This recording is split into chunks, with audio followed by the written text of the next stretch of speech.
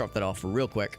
I'm excited to try it out though. Like I said, this is basically Zelda Maker. I think this is basically Zelda Maker, published by Apogee, developed by an individual I didn't recognize, Julian Creutz, I think is how you pronounce the last name, or maybe it's Creutz, and Sky Devil Palm. And I had heard of the name Sky Devil Palm. I've heard that. I don't know if they're an individual, if they're a company, or if they're an individual. But yeah, I'm really excited to try this out. Every once in a blue moon, whenever there's an announcement or something that involves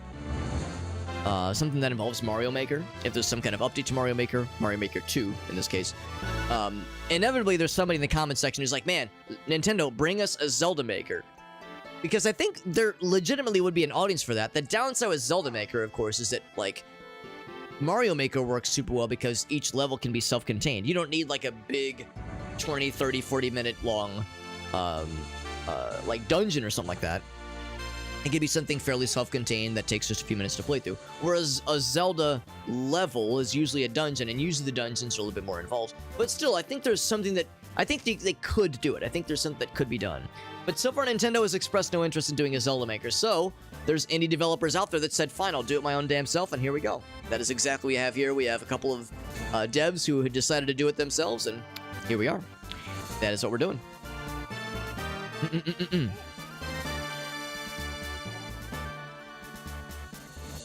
Brittany says their brothers got injured way more, but were jackasses. I mean, that's the whole point of having of being an older brother, or like having brother siblings, is for them to lead by example of what not to do. Lead by example of what not to do, and yeah, there's something to be said about having a role model in a positive sense, but also a role model of, I don't want to do that. I don't want that to happen to me. I see what happened there. Don't do that. We all learned our lesson.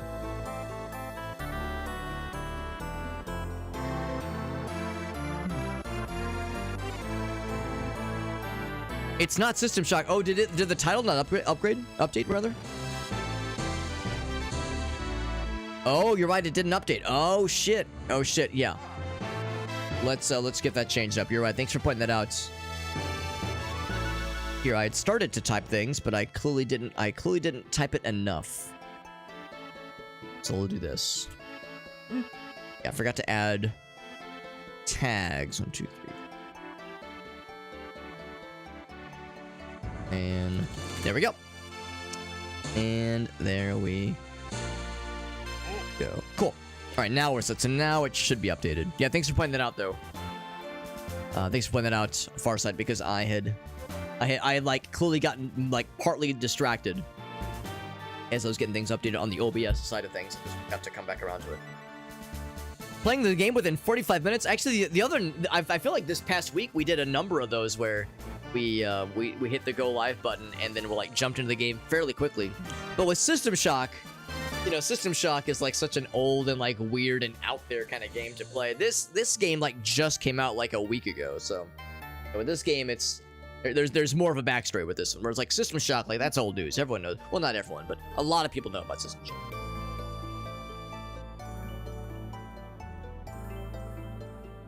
We got Irossi in the house, by the way. Good to see you, bud. Yeah, Irossi also pointing out the System Shock being silly. System Shock title being silly. Broke both ankles, wrist, ribs, jaw, arm. Man, oh man. At that point, it's like Ship of Thesis. Is that what it's called? Where like, you know, so many things have been broken and repaired and fixed. It's like, oh god, there's nothing original left. We've crossed the 45-minute mark. Now we can begin. Now the stream can fully begin. I feel so much better. So this is Questmaster, like we were saying. This is Zelda Maker, made by some indie devs. And it's obviously not called Zelda Maker. They can't call it that for obvious reasons. This is legally distinct Zelda Maker, but there is obviously a Link to the Past, Super Nintendo kind of aesthetic here. And again, yeah, we were saying how there are those who would like to see some kind of Zelda Maker game by Nintendo. It's like, this is something that I think some folks would be down for. But Nintendo so far has held off on doing so. So there are some indie devs that said, I'll do it myself.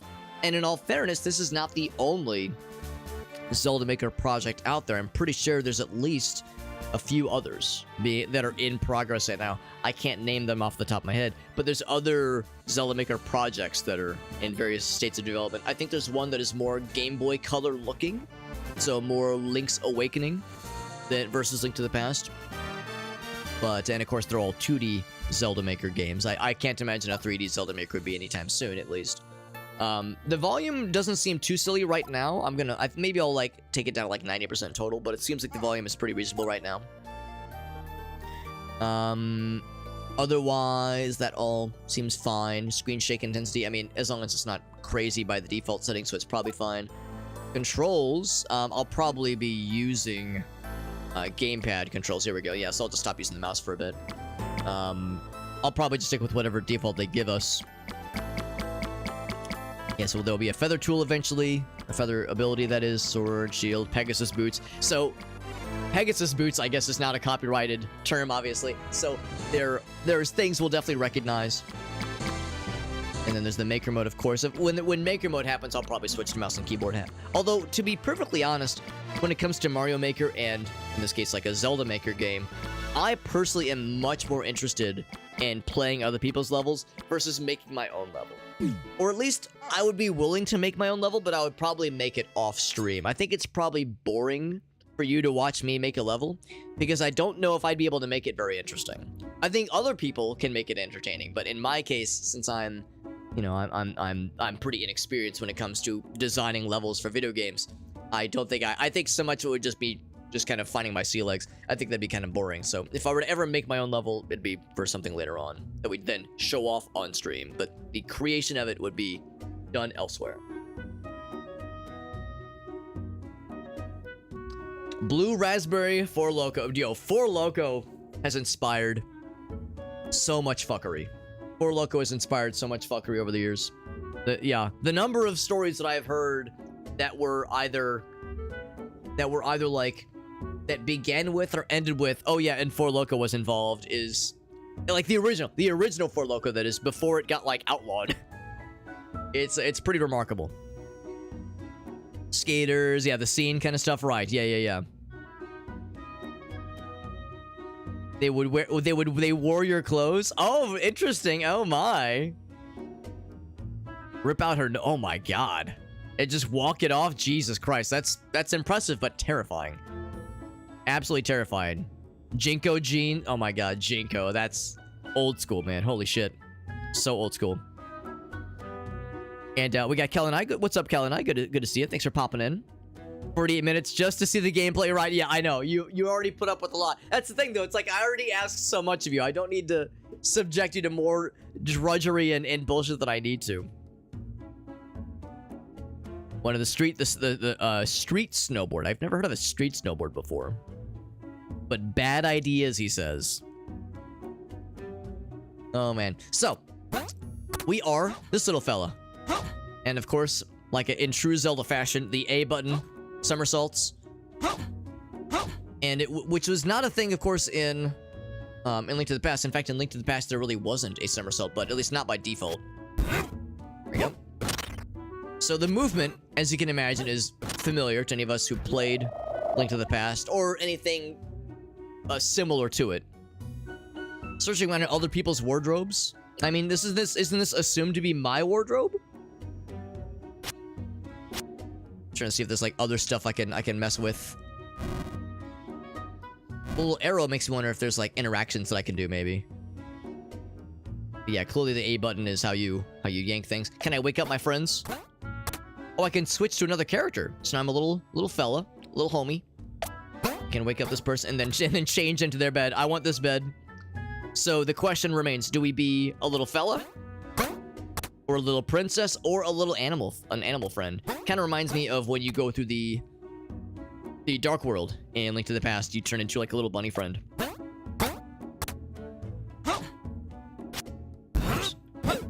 There's an interesting. There's like it like takes a second. Oh, if you press and hold, you can yank some things, but not all things. Like for instance, I couldn't pull this thing. Yeah. I think that noise is like... Oh, wait, there we go. Alright, so you have to, like... Oh, you can't press any directions. Okay, that's how you grab and hold. So yeah, you go up hold A, and then, like, let go of the control stick for a second. Yeah. Interesting. Or... Yeah, isn't that interesting? Like, yeah, it's like if I start to kind of pull away from it, there's like a delay. It's like I start to move away. Isn't that interesting? Yeah. I think the idea is you're supposed to tap. Tap to pick it up. I think that's what's happening here. Yeah, and I can't pick that up, obviously. But yeah, there's also a delay where if you... Yeah, that's so wild. It's like I'm using the force.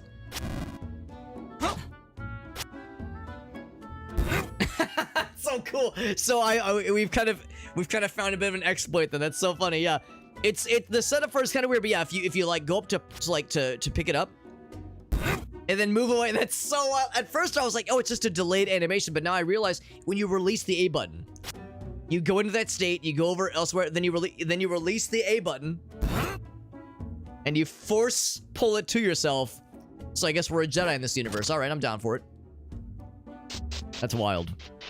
So we're just a few minutes into this, gameplay-wise at least, and we're finding some unique quirks of the engine, which is fun. 7 years. That's not too bad, honestly. That's not like that gigantic of a difference. Get thrown off boats? Oh, Jesus. Again, more fucking unstable in his wild-ass adventures, man. I'm telling you. Or not even adventures, but like just terrifying things happening to him. Hold on, I want to hit Granny in the back of the head with some pottery, because that's a normal thing to do, of course. 32 and 18. That's a little bit more. Oh, there we go. We can toggle the fireplace. That's a little bit more pronounced of a difference. I'm not allowed to go through this as well. This is apparently other people's wardrobes then. Thanks for having my back.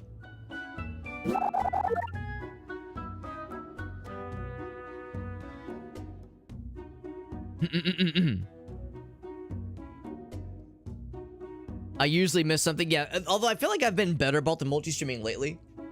But yeah, sometimes there's usually something. There's usually something.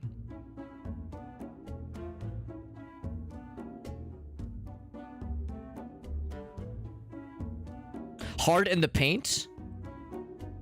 Hold on. You went hard in the paint. Respect. I to be honest, I'm not sure I know. I will confess, I'm not sure I know. I thought you meant like, I thought it was like a typo, like hard in the pain, because it was like the boat thing was a painful experience. Hard in the paint. Now, we're not talking MS Paint, are we? Because that's the only paint I really know. You know, I love me some MS Paint. East of Castletown. Only once I've finished breaking all your pottery, and by that I mean... Hold on. And by that I mean using my... Here, Grandma, look at this cool trick I can do. She didn't seem impressed. I thought it was cool, though. Hard in the paint. Yeah, I don't think I know it. I feel like I'm letting you down, bro. I feel like I'm letting you down, homie. I'm not trying to be dumb. I don't just play dumb on TV. This is me in real life.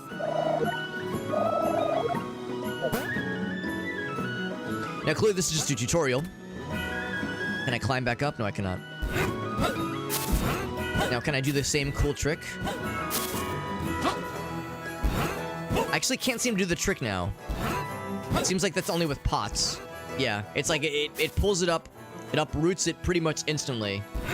Yeah, there's no way to like kind of click like halfway. It seems like it's very much immediate with the pieces of grass. So I guess we'll only be able to do that really cool pottery trick with the jars, that is. But yeah, this is obviously like a tutorial area. I'm guessing we'll be able to play other people's maps or build our own pretty soon here. Lift rocks with A. Yep. Pretty simple enough there. I appreciate how, like, the debris from things you throw and break stick around for a little bit, as opposed to just vanishing into the ether. Now, in Link to the Past, there was a pivotal moment where you uproot a piece of grass, and there's a grotto hidden underneath that you fall into, and that's like a big part of the intro. So I feel like I'm incentivized to look for secrets, but it's probably not. It's probably not that deep. I see this door is closed. Let me in. Let me in! Maybe there's a back door. We're trying to sneak in through the back door. Now, can I somersault into the trees? Oh, you can. And it looks like it stuns you. Yeah, it stuns you for a second. Now, this was... Oh, here we go. Oh, hold on. There we go, there we go. We got it. So, let's see how far I can go. To see if it fires still. Do not underestimate my power! Oh! Wow, that's fast. Wow. So, yeah, it still works. It still works, but only with jars. Now, this makes me wonder. Surely I'm not the first person to discover this, nor will I be the last. I wonder if there will be people...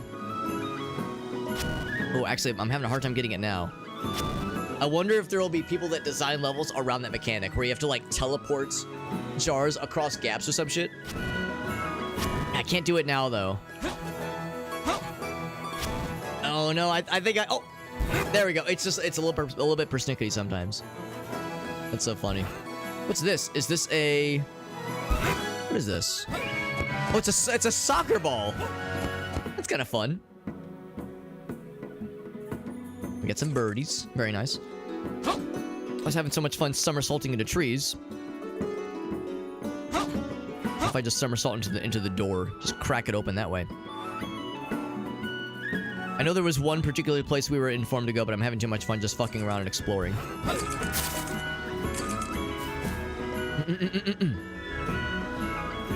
Unstable says you were supposed to save the... bring balance to the force, not destroy it.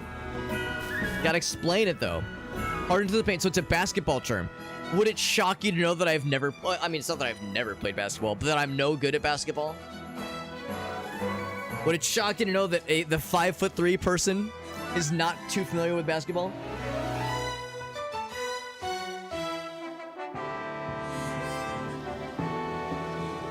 You just got involved and said fuck it and accepted it. Gotcha. That makes sense. That makes sense. Yeah, although I like Game Trader's explanation too. I think both of them are valid. And they both get at the same general idea, generally speaking. And this little fountain arrangement reminds me more of the fountain that's like in the heart of the first town in Link's Awakening.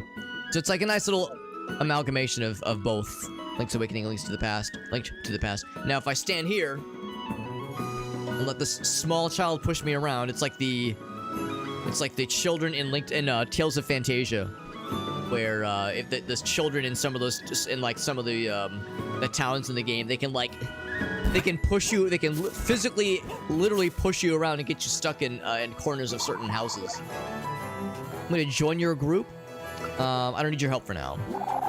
I wonder if this means, since this is a single player thing, obviously, I wonder if this means I could like control multiple characters sometimes.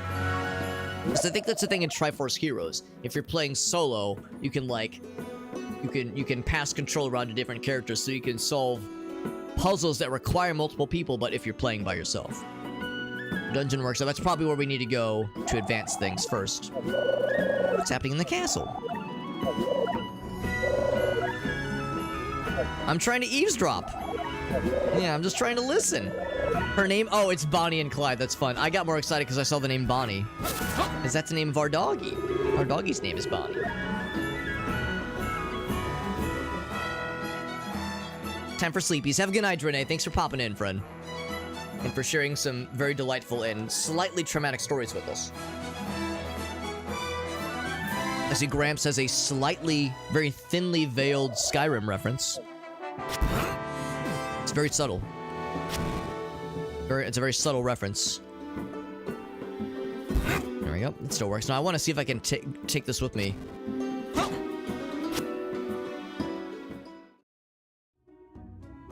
Okay, so it did not teleport the jar into my hands from inside the building. Who's this fella? I can't seem to talk to him. Maybe I need to do other stuff before I'm allowed to talk to him. Unless it's a different button. Usually it's the A button, though. I can't really interact with anything in here. So maybe this is something that will only become available once we do other stuff first. It's part of the tutorial.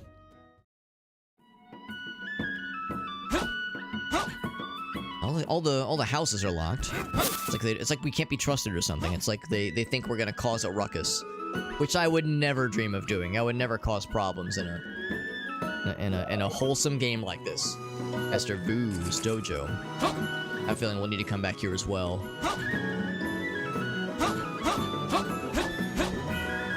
Let's go ahead and head to the... Alright, well, actually, I'm kind of curious about this. I'm guessing that's supposed to be a 4-leaf clover. Lucky locks.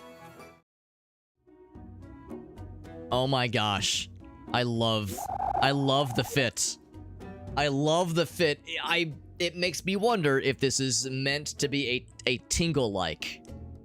I mean, the green bodysuit has tingle energy all over the place. But maybe I'm like looking, maybe I'm reaching, right? Maybe I'm reaching where I don't need to be reaching. Give you a lucky key. Open one of the chests in the room above us. Okay. Can I take one of these with me? Can I take one of your 4-leaf clover plants as a comfort plant? All right, how do I get your outfit? That's what I really want to know. How do I unlock your outfit so that I can wear it forever? Return later and try your luck again. I wonder if this is a like once a day kind of thing. Because right now, at least so far, there's no rupees. Come back later, he says. There's no rupees or anything, so it's not like I can like come back and spend money to try again. So if I had to guess, there's probably more where that came from. Let's go ahead and pop into here. Actually, before I do that, is there anything else interesting beyond there? I think we already saw this. We were talking about the castle earlier. I'm guessing the castle is probably further north. Here's another granny lady. Fishing here back in the day. Will I ever be able to fish here again? Do you not have a fishing license, lady? Is it illegal without a license? Yeah, the castle's probably further north. I don't see any ways up for the time being. Visit me inside. Let's check it out. Double caked up on a Sunday. Well, that's tomorrow, my friend. That means I can hope. I can hope that I can get that outfit for myself. Oh my god, hold on. Can I pick this one up? I cannot pick this one up. Okay. Well, you're the quest master.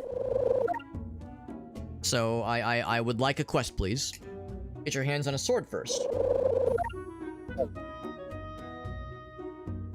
Well, I was at the dojo, but I figured that I need to come here first. But I guess I'll go to the dojo first, and if you insist. There's a side entrance, very nice. Right, so in this case, I'll say yes, you guys can join me. Let's all go to the dojo together. Now we got a wrecking crew here. Can we all get pushed around by this small child? No, just me. It looks like I'm able to outrun them. And they just kind of slowly bring up the rear. Oh, the camera zooms out. That's kind of a nice touch. So I guess the implication then is that, yeah, there might be local multiplayer or maybe even online multiplayer. For good measure, which is kind of cool. There we go. This must be the dojo if I had to guess. It's a fox fella. Very nice. Master Vu. That sounds good, Farsa. Thanks for popping in, bud. That sounds good, buddy. Young apprentice. The path of the blade. While you were out partying, I was studying the blade. Teach me the ways, master. Oh gosh, we're all inside of each other. It's very, it's very, very intimate. Okay. Slash in front of you. Nice and simple. I wonder if the idea here is to be similar to the dojo that you get to play through in Majora's Mask, where you have to like you have to perform the right attacks when they instruct you to, or else they reset the whole thing. The roll attack, which we of course have done a number of times. Oh, but you can attack out of a roll. Okay.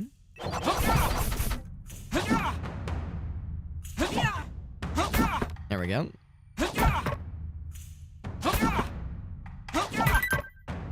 Kind of a cool little sliding roll, sliding attack action. Conquering greater distances. Sounds nifty. Spin attack, of course.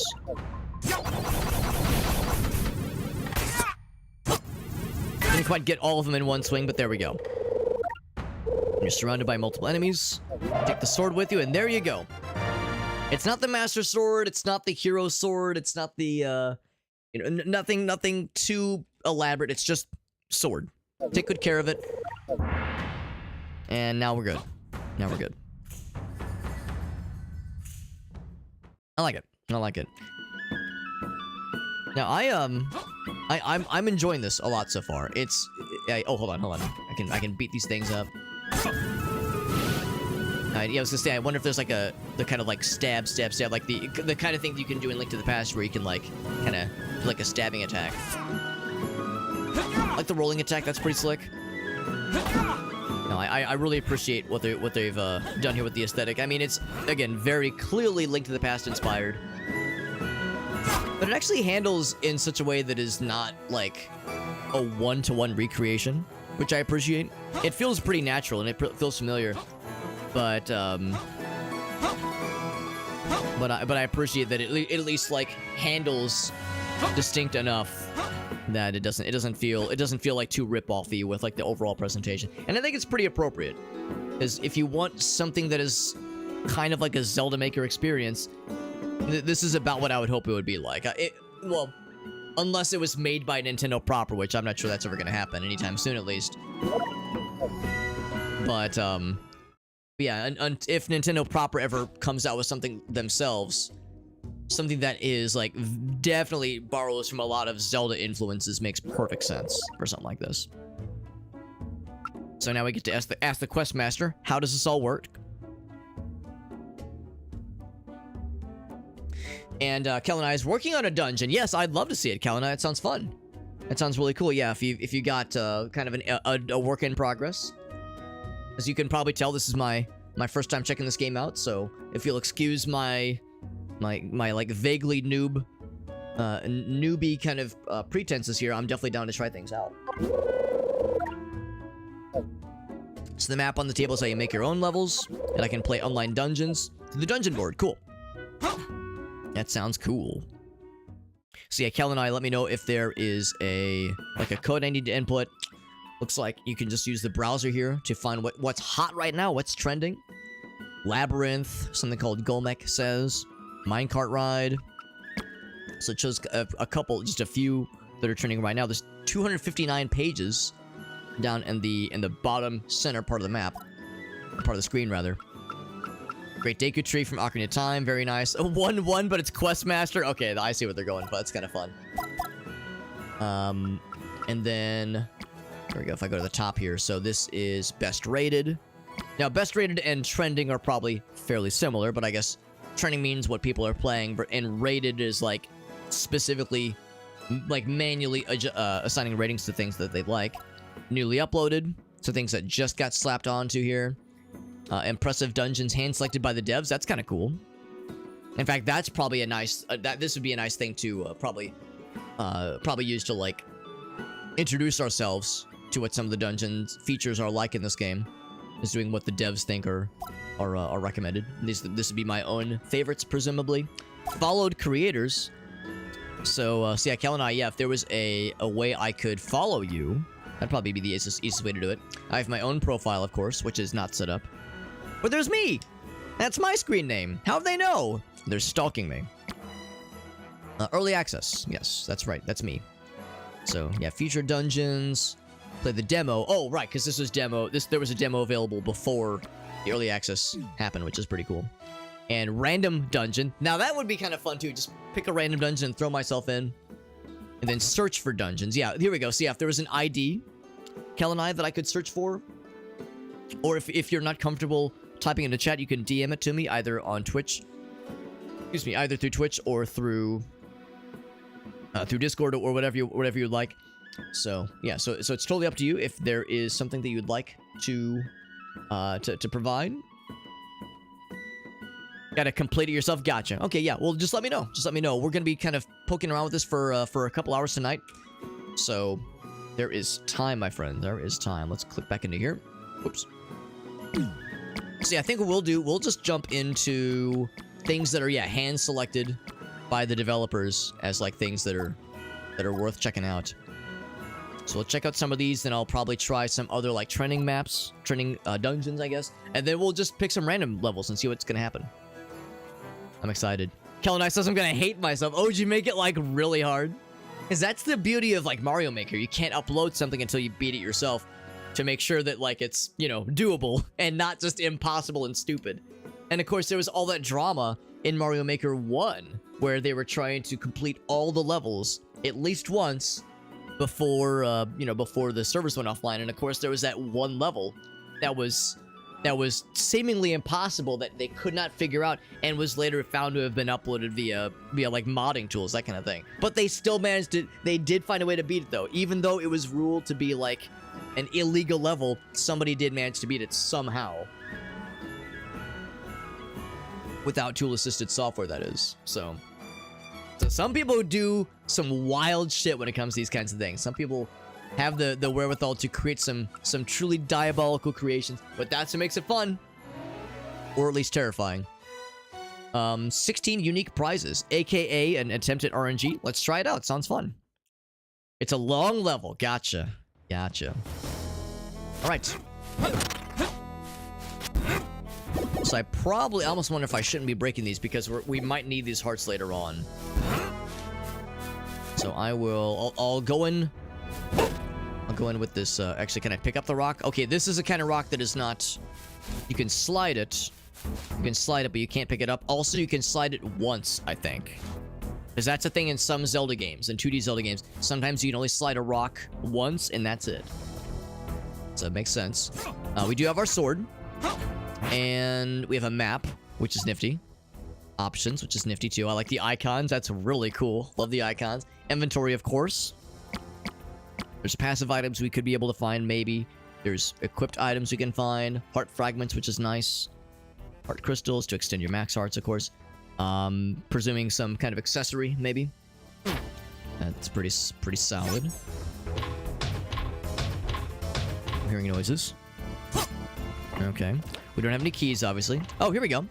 So I can hop into that guy. I don't have like a torch, and I'm guessing that's probably what that is. And I probably can't just somersault over this, can I? Does not work that way. Let's hop on the minecart then. Oh, it's not a minecart at all. This just gave us a treasure chest. Okay. Oh, and the key follows you around. That's kind of a fun detail. Cool. Yeah, so this just delivered something to us. And this is the ability to light torches, probably. To complete the dungeon.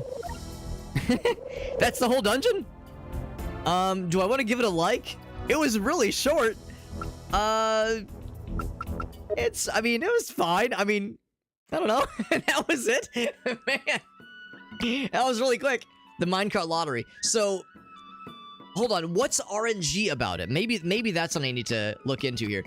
So, there were people that failed this dungeon. It seems so easy, right? Hold on. What's the retry option? Yeah, let's play the dungeon. Yeah, so now I'm curious. Like, what is something else that can happen? I wonder if then the implication is that something else can get to you. Oh, also I can probably reach from here, can't I? Oh, I can't. It's too far away. So can you get something else from the treasure chest? Fire rod. There we go. Now we're talking. And it doesn't use magic. There's not a magic beater in this game. Yeah, shoots out one fireball at a time. Can I click and hold it? No.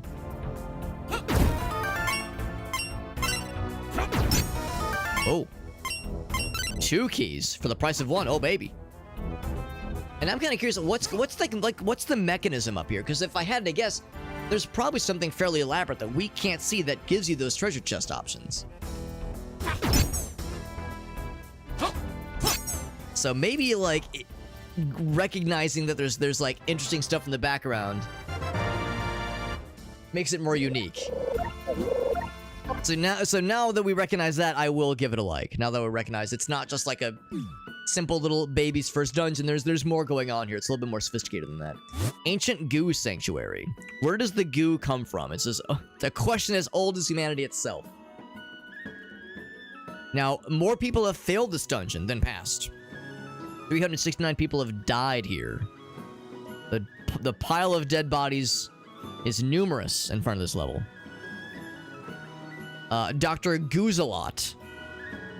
This dissertation about the science of goo. It's probably coming out of that one ruin, I guess. I don't know. LOL. Let's try it.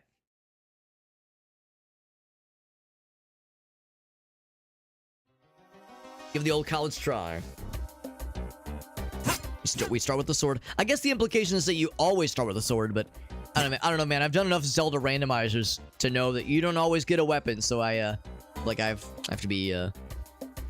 to have my guard up. All right, so not all of these are pushable unless there's a button to push them real good. Not all these are pushable. What's this? Oh. Oh, that resets them. Oh, I see. Okay. So maybe what's going on here then... Oh, not all these things are pushable.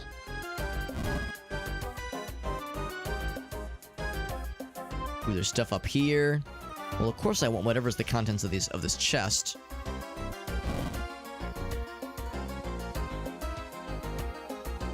Although, actually, some of the rocks might only be pushable in certain directions. I thought I was cooking for a second there. Oh, look at that. That one is suddenly pushable. Yeah, it's only certain directions. Oh, hold on. Is it the icons on the floor? So, for instance... Oh, maybe that's it. Oh, no, it's not. Okay. Thinking maybe it's the icons on the floor. That's what I need to get to. Yeah, there's like a number of obvious cases here. Push that up. Push that to the side, maybe. No. Yeah, I don't want to push that down. I don't want to push either of these down.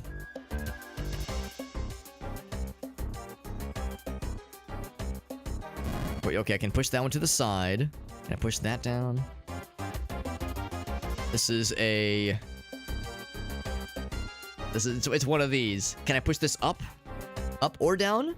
Either would be acceptable. Either one would be acceptable. I'm scared to push this to the right. I guess there's like, you might not have a choice, honestly. Or I'm also scared to push this down. If I push that down, then I think we're just screwed. Because then, yeah, you don't want to move either of these down. I want to move them up, obviously. Can I push this to the right? No. This down. Damn.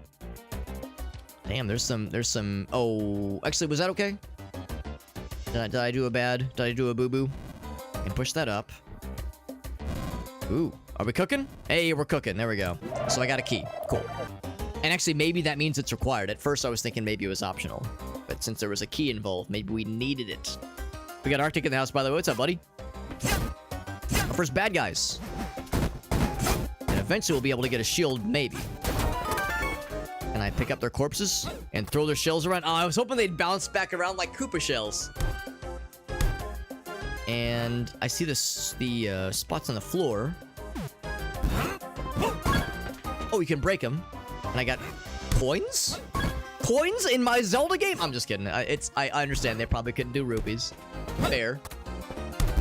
Can I put it on that thing? It doesn't seem like that's an option, really. Yeah, so it's... Hold on. Inventory. So if there are rupees, or coins, whatever you want to call them, it's not obvious, at least. Hold on. What's this? Oh, that's the Steam workshop. That's to go to the Steam. Oh, actually, no, it's to join the Discord server. Cool. I'll join the Discord server, sure. That sounds neat. Yeah, just it opened the Steam overlay. Let's go back to this. Boop. Okay, cool. Yeah, you couldn't see it, but I had the Steam overlay up. See, if there's rupees, it's not clear to me if they're keeping a running count. Oh, Springy Boy, nice. Oh.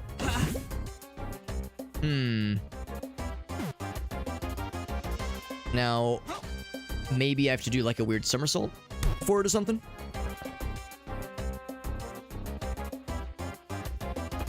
Nothing in the middle here. And I don't think I can like get past this guy necessarily. And get more coins. Maybe a somersault. Or you just gotta get good. I think the problem is I wasn't supposed to be holding something then. You're like an ex-Defiant? I was watching Moist Critical play that a couple weeks ago, and he was enjoying it. But he was also saying like it's a good game, but it's not like it's not gonna like blow any minds. But he said it's fun though. He says it's like a good like just like solid PvP experience. So it sounds pretty all right. I know it's Ubisoft, so it's, you know, a number of people are hesitant, rightfully so. But it seems fine, honestly. Finished Black Mesa. Oh, what'd you think of it, by the way? They did a lot to it. Was it enjoyable though? Because I've heard mostly good things about Black Mesa with the finished Zen content, but I understand that not everybody loves the changes. Not everybody loves the new stuff. So, you know, that's a fragile floor. So yeah, so I would not fault you for being like about some of the things. But yeah, I've heard mostly good things about Zen. It was very good. Awesome. Good to hear. Good to hear. Let's see. What happens here? Oh, it's okay. So this is one of those like, I'm not sure why there's two switches, but yeah, presumably I need to fill in all the things with colors. Which is simple enough, I assume. Okay, sure. Simple enough. Dungeon map. There we go. Pretty neat. And of course, we had already uncovered a number of things. I appreciate that the goo shows up on the map. Call of Duty. Post Call of Duty 4, that is. And yeah, Dirty Bomb. I never did play Enemy Territory, but I did play a little bit of Dirty Bomb back in the day. Because, yeah, it's the payload thing from Overwatch, right? Oh, either Overwatch or Team Fortress 2, I guess both. Delivering the payload. Yeah. Yeah, Charlie described, Most Critical, he described it as like, it's like a solid, like, junk food game. You know, it's not like, it's not gonna blow any minds. It's not gonna win any awards or anything. But it's like, it's a solid, like, just, you know, hop on, squad up with the boys, play some games, like, just, you know, just chill, just like chill and play some PvP games. It's like nice and solid. Yeah, I've heard it's like, you know, acceptable, but yeah, not like, oh my god, this is like the next sensation. It's the Fortnite killer. It's the next PUBG. It's like, no, it's just a solid game, which is fine. Not everything has to be amazing and award winning. Sometimes just something chill and acceptable. It's plenty. I'm guessing it's just pointing us down to say go down this way. From Enemy Territory. Oh, was Dirty Bomb the game mode? Because there was a game called Dirty Bomb, I think. It was like a free-to-play game on Steam. Well, hold on. Now I'm questioning myself. I thought it was called Dirty Bomb. Maybe it's not. Maybe I'm getting my wires crossed. Because I thought there was a free-to-play game on Steam called Dirty Bomb. Also, I wonder, does something happen down here? Oh, yeah, because that's exactly what it is. It enables that switch for a limited time only. I'll have a little bit more health if you got it. There we go.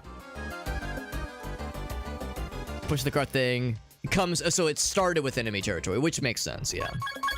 Makes perfect sense. Yeah, so if you've played one, you've probably like you've gotten the general gist of it down.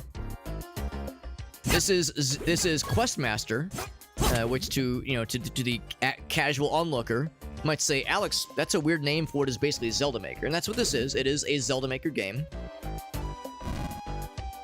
Push. Oh, okay. I was gonna say I can push a rock into the goo, but I cannot push. I mean, you can push this into the goo, but you don't get anything for it. Just splooshes. Sploosh.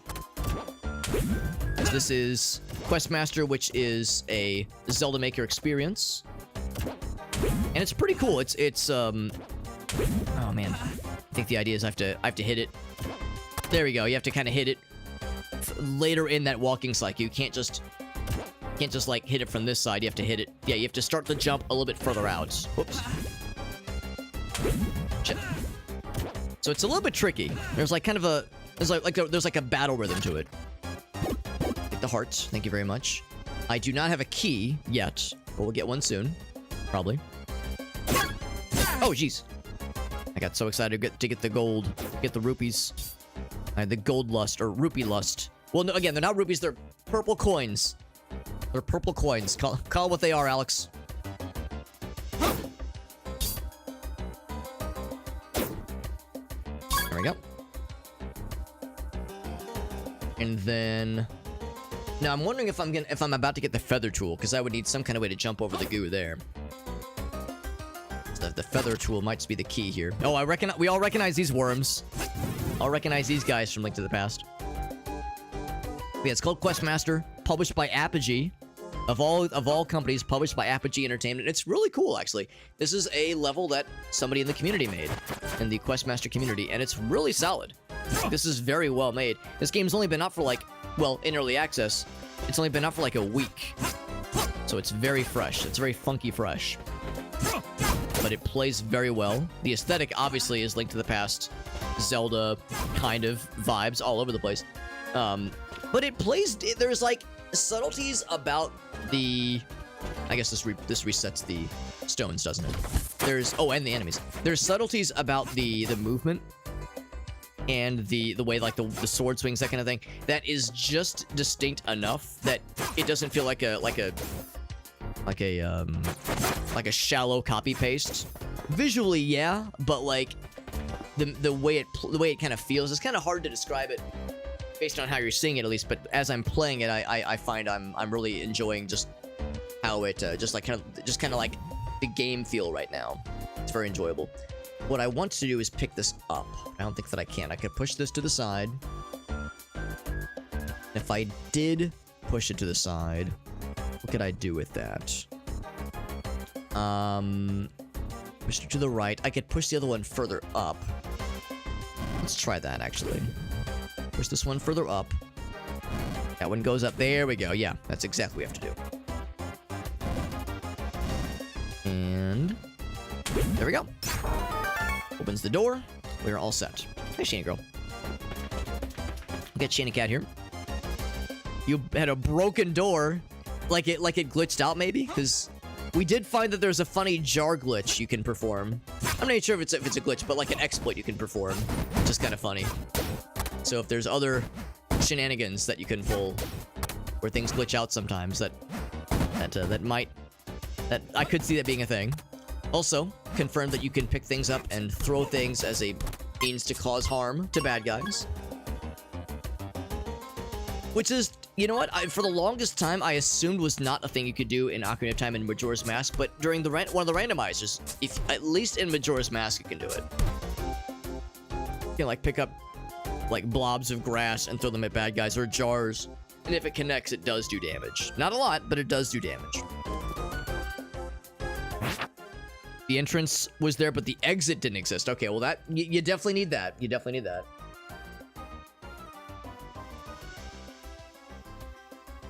That is a good, solid recommendation.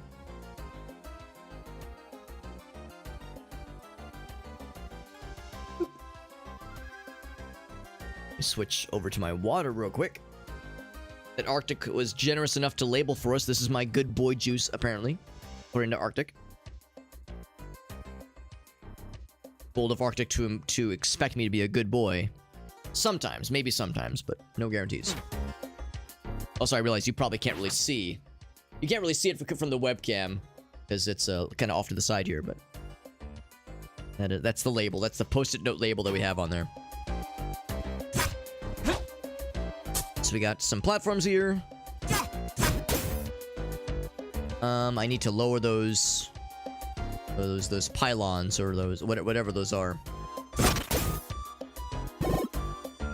What's the word for those metal poles that people driving irresponsibly fast in like SUVs keep totaling their cars on. They're like prevalent in Europe. And there's that one Twitter account that is like that posts excitedly whenever somebody in a gigantic vehicle totals it by driving like under or across one of them. Like metal poles, like metal cylinders. There's a word for it, but I've completely blanked on what it is. Oh, hold on, gotta get this guy. There we go.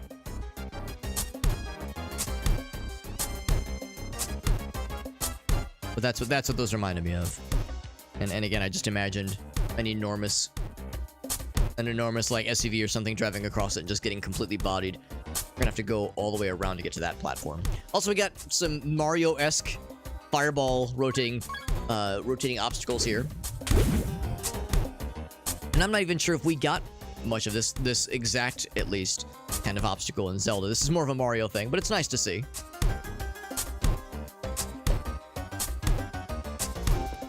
Still no keys, by the way. We're gonna have to go back quite a bit of a ways to get to that other door that was locked earlier, but I'm gonna assume we're gonna get a key probably pretty soon here. Can I pull this? Yes, I can.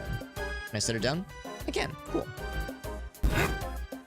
Can I set it down in the goo? No, I cannot. Now I'm guessing I'm gonna have to hit all the switches. Yeah, it's like you gotta hit them all at the same time. So let's do this. If I push the ones to the left, because I guess it doesn't really matter, does it? Because I can just do this. And then let's see. Can I push this more than once? No, you really can only press it once. Oh, but you can hit... Okay, you can hit past the block. I wasn't sure that was going to work then. Hit past the blocks, that works. That makes it easy. Yeah, so it wouldn't have really mattered if I would have put that there then. Okay, this is a key. Yes. Good. So now if we wanted to, we could go all the way back, but I think there was one other direction we could have tried a little bit earlier. Whoopsie daisy.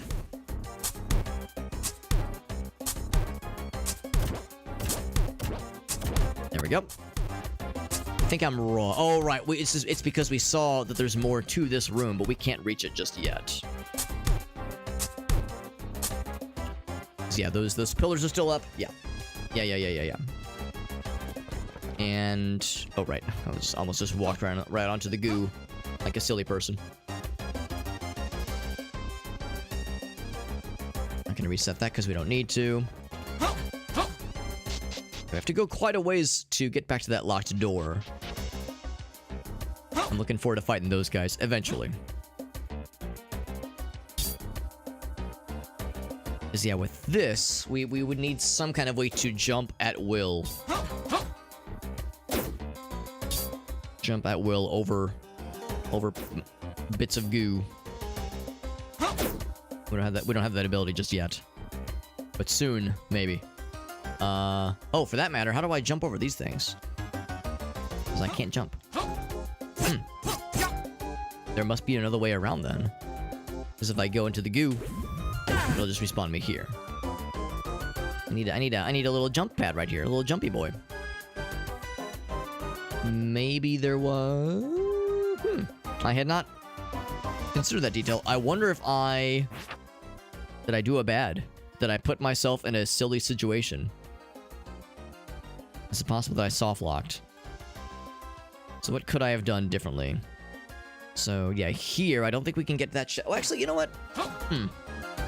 Is there something I can pick up and put down in this room? Like, something I hadn't tried, maybe, like... I'm assuming there's no... Yeah, there's no, like, bombable walls. At least not yet. Of course, we don't have bombs anyway. What about, like... This is gonna be weird. But what if you... What if they, like... Can you damage boost me? Whoops. Can you damage boost me into the goo? Or past it? No, you cannot. Okay. And I can't just somersault past her, right? I think we tried that. I can't just do that. Yeah, we don't have the jump button right now. Oh my. Yes, and we went up here. That went us up one floor. Oh, wait, no. How do we go up one floor?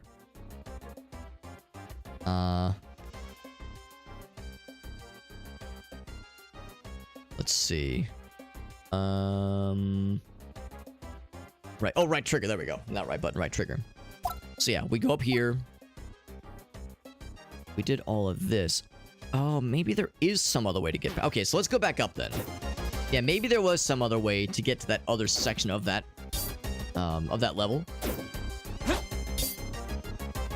This is kind of the southern portion where we saw the other moving platforms. Maybe there's something else to it. We got shock value, by the way. Usually go to bed at 2. Oh, how to sleep now. Going to be awake at 3:30 a.m. That's an early, or well, it's either late or early depending on how you when the cutoff is. That sounds like a very inconvenient time to wake up. Is there a special occasion shock value, or are you trying to like if you're going to be doing some traveling or something and you're trying to like prep your sleep schedule accordingly to get in front of the jet lag or something? Cause yeah, that does not sound like a good time to awake. Sounds like the opposite. Maybe I want to turn this off, or I could reset. Yeah, let's reset and then see. Yeah, I wonder if doing that makes certain certain platforms move differently.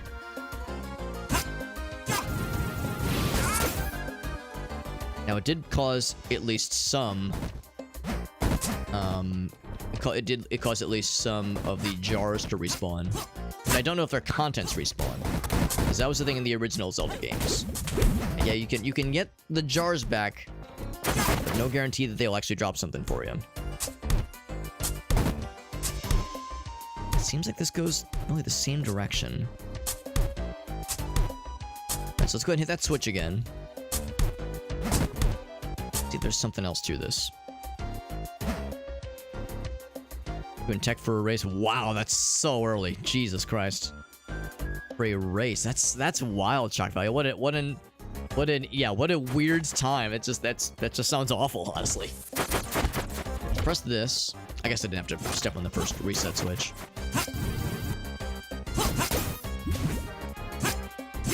Done after that, taking a few days off. That sounds good, because yeah, your sleep schedule is gonna be maybe not the sleep schedule, but yeah, you're definitely gonna be exhausted after that, because that sounds pretty nutty. I do appreciate you stopping in, though. I recognize it's a tough thing to kind of work around, honestly. Yeah, like the platform just doesn't go unless this one comes up further now. Yeah, we would need some kind of jump button. Some kind of jump tool. I mean, there's the feather tool, which we do not have. We don't have any active items right now. We have the dungeon map. Whoops. That is not exactly a thing you can use here. Now, can I use this to jump up? Let's see, I didn't think that you could. Yeah, in fact, that's kind of an odd thing to place here, isn't it? Why would I need to jump over the goo when I could just go up and across the little goo rivers here instead? I wonder if we screwed something up. I feel like I might have soft locked it. Either I'm a dumbass and I'm silly, or I soft locked it, which is very possible. And I shouldn't have used the key here, but I don't see anywhere else where I could have used the key. Yeah, I'm not sure where the screw up happened. Let's go all the way back then, like even further back, and see if there was just something else that I could have tried, because it makes me wonder if the fault lies with me or with something else. Also, this is kind of an odd situation. I'm on a different plane of them right now, so I can't hurt them. But they know. Oh, and they can hurt me. Yeah, I can't hurt them, and I'm like, and they know I'm here, so they're trying to reach me. Yeah, that's a sneaky one. Getting pretty low on health, and of course, again, we've broken most of the jars and killed most of the enemies once, and they stop dropping new things after you kill them and reset them once. So my numbers, my resources are dwindling. Gonna be just gonna zombie way through it. It's like I said, it sounds deeply inconvenient, but I respect your willingness to tolerate it, to go through with it. Oh, right. I couldn't go back because this is locked behind me. Right, so... No, I think we're just screwed. think we're just screwed. I think we're just done so here. Now, if I die, do I keep the key? And do I respawn at the start? Or am I dead? Let's find out. You do not keep your progress. Oh, man. Okay. So let's do a different dungeon then. That's unfortunate, because I like this dungeon. There's a lot of detail here. But no, something again, I don't know if it was me or if it's the designer, or what's also possible. I know the game, Questmaster the game, is getting updates fairly regularly. Maybe there was an update that changed how one of the obstacles functions in such a way that broke the game, or broke the dungeon at least. And the dungeon developer doesn't realize that and needs to go back and update something. Like maybe there's something that changed out from underneath them that messed it up a little bit. There's no checkpoints here either. Yeah, I think you're right. Yeah, no dungeons. It's a shame because, like I said, it's clearly very well made. But yeah, there's either something or the fault lies with me. Maybe I just missed something. But it really did seem like there was some things that need to be patched with that one.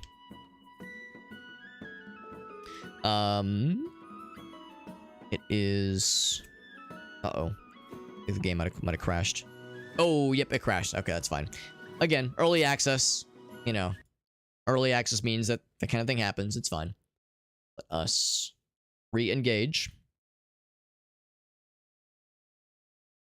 Let me relaunch the game.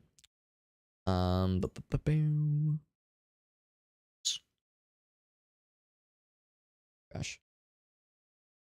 Okay, yeah, that's closed. Good. Let's relaunch Questmaster. There we go. Last week, the other race started at 7 p.m. Can I ask, like, what exactly kind of race is it? Like, a racing cars, I'm guessing? Because I've never heard of a race, like a car racing situation that involves getting up quite that early. Usually that kind of thing is more in the evening. I think, at least. That's my assumption. So yeah, the idea of having to get up at not even get up, having a race of some variety start at 5 o'clock a.m. is bizarre to me. Because especially if it's car racing, it's going to be pretty loud. I don't think of that as being like a subtle kind of experience. I think of that as being loud and proud. Also, I never did try to go into the castle. The guards are ordered to prevent anyone from entering the castle. Come back later. So I wonder if this is to imply that there's functionality, like new things, maybe bosses, for instance, that will be added later on, you know, as the game continues to get developed and the early access features become less early and more access. So I was looking for a grotto. I was hopeful. There's stuff over there. Oh, we've already been over there, right? Also, we did confirm that somersaulting does make you go faster overall. Increases your ground speed, much like how it works in real life, actually. In real life, if I somersault everywhere, I go a lot faster. Also, the little vines mean I should be able to jump down, but there's a bench blocking my path, so can't do it. Okay, so let's jump right back into it and do some more adventuring. So yeah, so that was the Ancient Goose Sanctuary. I should have realized something was up when I saw the 19% completion rating. But yeah, I just thought it was because people just gave up. I didn't realize it was maybe because of they're needing some more work for that one. On to the Pirate Cove, my friends. Shoutouts to Average Alex, aka Charlie Sheen, apparently. And also Blue Bowser.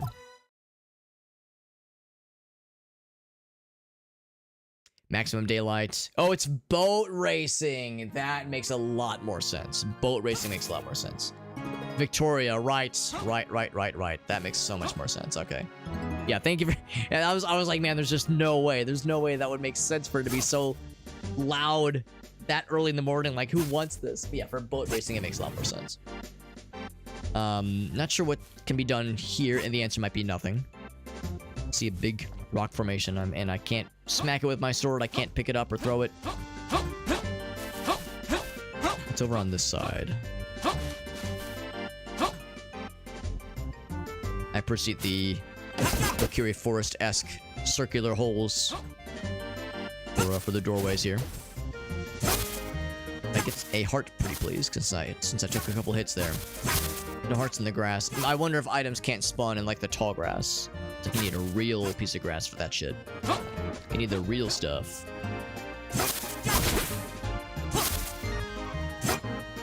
Oh, they're the jumpy boys, of course. So I wonder, can I just pick one up? Oh, hold on. Yeah, I need to put two weight things down. And these you can only push once. Oh, no, you can't. You can push them multiple times. Okay. I guess that answers my question then. Like how it's leaving, at least for the dirt parts, leaving a little path. Actually, does it count if I step on it? It does, but you need it to stay. Right, okay, that makes sense. So good to know. The giant square blocks can sometimes be pushed a bunch, sometimes they can be pushed once.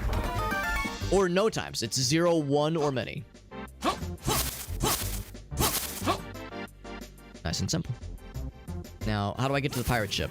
I'm in the Pirate's Cove right now, but I wanna command the ship myself. Wonder if this is to say, there be skeletons here, yarg.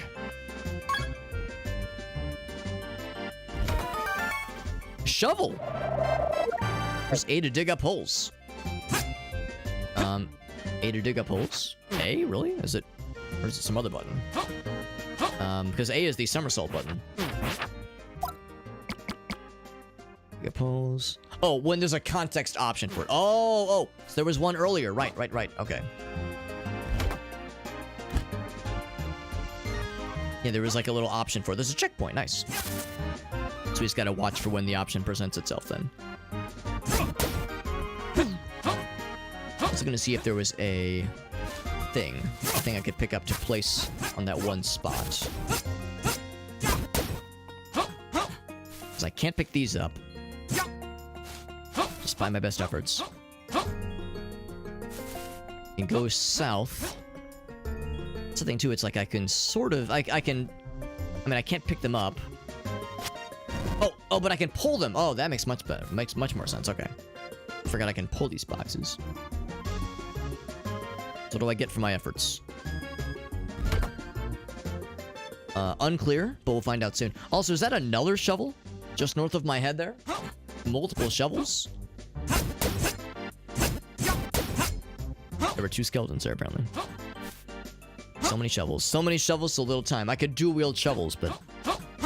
clearly I need to spend points to respect my character to get dual shovel wielding. Here's the ship, I think. I think that's the implication here. This is probably a ship. Now, actually, hold on. My curiosity has gotten the better of me. I need to go back and see what that one dig-uppable space is, because I think that's what I saw earlier. I think that one spot in the ground was a dig-uppable spot, and I need to find out, or else I'll never be able to rest. Never, ever, ever. I won't be able to forgive myself until I find out what is on that little spot of dirt.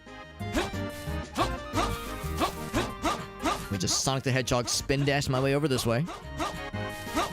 And we were talking about Sonic the Hedgehog a lot last night in our mini golf friend group because Helen, one of the folks in our group, is a big Sonic fan.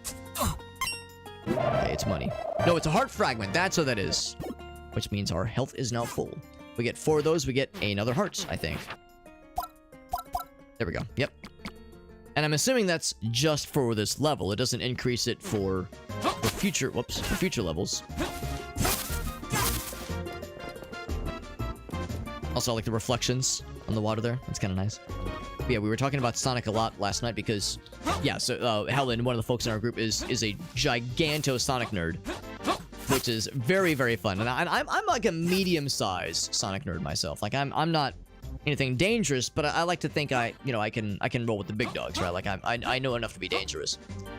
And I'll never forget the first time I got to go over to Aaron and Helen's house, I got to see they kind of gave a little grand tour of the house, and they showed their office area, their kind of shared office area. And they had a his and hers computer set up. You could very clearly see whose computer was whose. You could like piece it together pretty easily. One had like Dark Souls minifigures and like gamer RGB lighting on the computer, and the other one had Hello Kitty and Sonic the Hedgehog paraphernalia on the side, so you could clearly see whose computer was whose. However, above Helen's workstation was the motherfucking Chow's in Space poster that you see in Sonic Adventure 1 and Sonic Adventure 2. A framed Chow's in Space poster that she got from that she ordered from Sega's store. It was like a limited time promotional item. But when I saw that, I was like, seeing that in person was something that had to be seen to be believed, because I didn't even know such a thing physically existed. But it's a thing you see all the time in Sonic Adventure 2 on like billboards and that kind of thing in game. So seeing it in person I was like, man, that's a deep cut. That's a deep cut that the true nerds know. I was like, that's how I know I'm amongst true badasses here. Also, I like the giant bombs that they're passing back and forth here. Why this exists inside of a pirate ship? I mean, this seems like the kind of thing that would damage the pirate ship over time, but hey, I'm not a pirate. I don't pretend to be one. Also, I don't know what happened that made this go down. And also why the bomb stopped. I think it's because all the bad guys died. I think all the bad guys died from the bomb explosions. I didn't do shit, but the bad guys got, so I mean, I'll take it. I get the map, and probably boss key? Or big key, rather, yes. Carry it to the big door. Now I have to physically carry it, not unlike, what Zelda game did this? There was a 2D Zelda game where you had to physically carry the big key around, which meant it was a bit of an albatross. We had to babysit it, but it's also heavy and you can use it to damage bad guys. And I can't remember. Oh, that does cause death. Good to know. Or not death, but damage. Yeah, I can't remember which Zelda game did it, but yeah, there is a Zelda game where you had to physically carry it around. I like that detail though. Can I break jars with it? No, I cannot. And actually, we probably need to carry it with us out of the pirate the pirate ship. Now, the downside, of course, is that I cannot somersault while I'm carrying this thing around as much as I would like to. Also, now we get to better appreciate the fact that my guy's wearing a cape, which I was not earlier able to notice, unfortunately. But I can notice it now. I was saying I wasn't sure if there was... Oh, that's kind of nice. You can either do the click and hold for spin attack, or you can do the classic, and by classic I mean 3D Zelda input, do a little spin put for an immediate spin attack, which is really nifty. It probably does less damage than the charged spin attack, but the convenience is really nifty. But yeah, it makes me wonder if there's going to be a boss battle then, if the big key is the end of the dungeon, or if you have to fight something. But anyway, so which way is the correct path? I wonder if I have to listen for the music. Oh, that seems legit. Checkpoint. Bam. Or maybe it's not like a Lost Woods thing at all. Maybe it's just a split path. And I do have a dungeon map. Yeah, just look at the dungeon map, Alex, you dumbass. You're overthinking it. Yeah. Look at the dungeon map. Can I throw this over the fence? Oh, I can. Interesting. But now I can't reach it. Oh no. I'm scared. Come back. That's fine. That's fine. We can find it. And if worse comes to worse, it will probably respawn. But it's on the map. It's on the map, so I'm not even worried. Actually, give me one sec. I need to use the restroom. So I'm going to leave the game unpaused. We have some music in the background. Give me just a few minutes. I'm going to use the restroom. I might check up on the doggy as well. So I might be gone for like maybe 10 minutes. Maybe 5 minutes, maybe 10 minutes. Shouldn't take too long. But I'm going to go check on the doggy. Maybe take her outside real quick. Use the restroom. Just do a quick couple things. I'll be right back, friends. We'll get right back to it.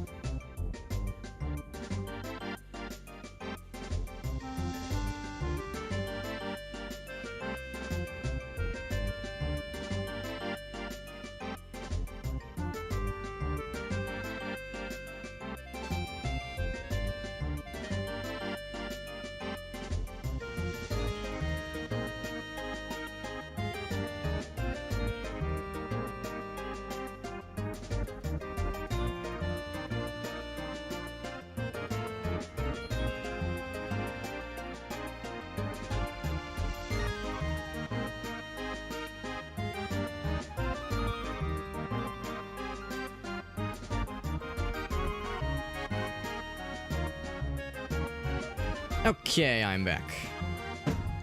I am back. And water's refilled. Doggy is all set. We are good. We're good to go. And I guess equally importantly, I did use the restroom, and I am feeling so powerful right now. Bladder has never felt emptier, and has never felt better. What's up, Ace? Good to see you, bud. Oh, was there two of them? That happens every once in a while for the intro fighters thing. Yeah, sometimes it gets a little bit squirrely. Just a little bit. Calanice says I found another issue with the map they were making, or that they are making rather. I mean, I'm just be grateful that you found the bugs or found the broken doors or what have you. I'd rather you find them and then be like, oh shit, I found another one. Oh, this sucks. Versus not finding it and then, you know, someone else brings it to your attention. So, I mean, you know, it reminds me of back in college, you know, learning as a software developer, at least, learning the tenets of computer science. That's what I got my degree in. Learning about computer science, that kind of thing, and like best practices for software development. And yeah, at one point, I think one of our professors summed it up best. Having a problem and like being informed about it, or like having an error message, having a problem and seeing it and like knowing about it is a pain in the ass. But having a problem and not knowing about it is way worse. Having a problem and having everything just chugging right along is like, oh, this is a problem. Like this suddenly becomes much more of a pain in the ass. So at least we're finding them. So that's much better than just going in blind. It's a huge maze. Go through it multiple times. Wow, which sounds intense then, Kalanai. Sounds like a big one. Big one. So now, like I know you're saying, you have to play through the whole dungeon to have it to upload it. That is. So yes, all the more reason then to make sure it's ironclad, or it's time to boogie. Let's jump back into it. Jump back into this dungeon we're working on here. Let's dig up some stuff. And I was hoping for another heart piece. Whoa, snakes! Snakes in the grass. A literal snake in the grass. What the heck? Ah! Coming out of the holes. I mean, snakes do like to bury themselves into holes in the ground, so that does make sense. Oh, they're blue boys. I wonder if they're palette swap versions of the turtles we saw in the previous dungeon. I wonder if that means they're more powerful, or maybe less powerful. Maybe the orange boys were scarier. Yeah, these guys are more powerful. The orange ones took, I think, 2 hits. These guys take 3. Boop. Yeah, not having a problem and not knowing why. Well, I get that's I suppose the other aspect of it, because yes, there's this doesn't work and I don't know why. And then this doesn't work and I do know why. And yeah, and then there's this works and I know why. And then there's what Arctic is getting at. This works and I don't know why. That is concerning. I mean, it's like this is nice for the time being, but it's ominous because this won't last. Like something's gonna come up again, and I need to understand it because otherwise I'm gonna be up shit creek later. This shouldn't work. Why does it work? And not having an answer. Yeah, it is. That's a tricky one. It's a tricky one, and it causes. It can very much cause problems. It's like this is fine right now, but it will not be fine in the future. It will not be fine soon. I mean, hopefully it won't come up, but in the reality aspect is this is gonna come back up again. Oh god, we're digging up bombs. Ah, just immediately exploded. Another heart container, or a heart piece, that is. Heart fragment. That's what we call it. We call it a heart fragment. I'm guessing there'll be a key, another key maybe, in one of these. Ah, or snakes. Or bombs. Ah, bombs. I was thinking maybe there'd be something else cool. Although the heart fragment. It's not a heart piece, it's a heart container, or a heart fragment, Alex. Get it right. Legally distinct. We're not getting no confusion here. We know exactly what we're going for. Unless there's anything hidden underneath these things, which I don't think there would be. And there's no way to... Oh, Jesus, what the hell is that? Oh, that was like a cobra, like a new snake. Yeah, it's not like in in other Zelda games, or in Zelda games rather, when you can like slap at the wall and you can hear a noise that it makes, and if it makes a different noise, it means it's bombable. There's no way to attack the wall, at least not yet. And of course, I don't think there's bombs. Well, maybe you can get them in certain levels. In this level, at least, there's no bombs. But maybe there will be soon. Maybe that's a thing in the future that they'll add in.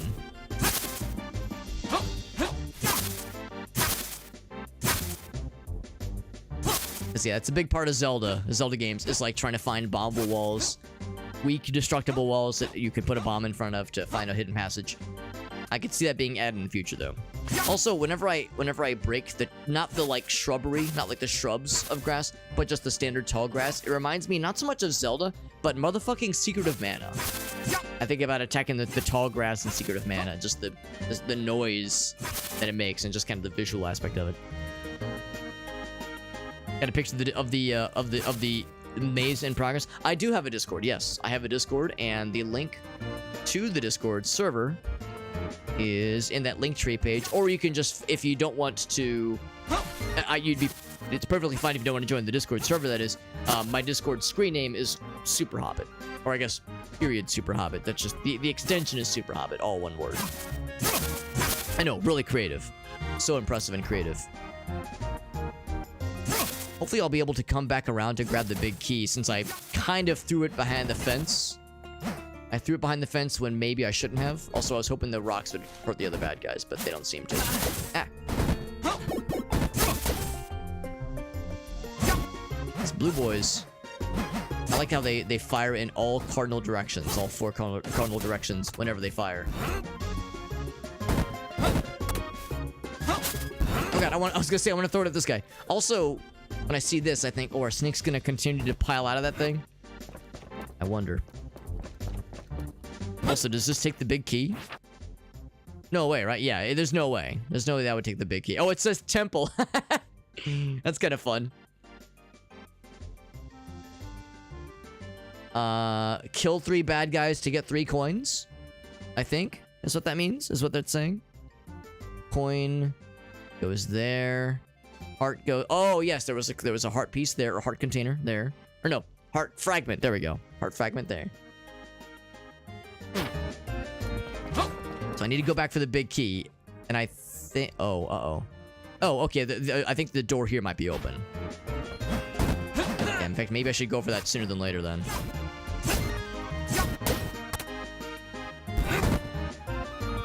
So we'll try for that.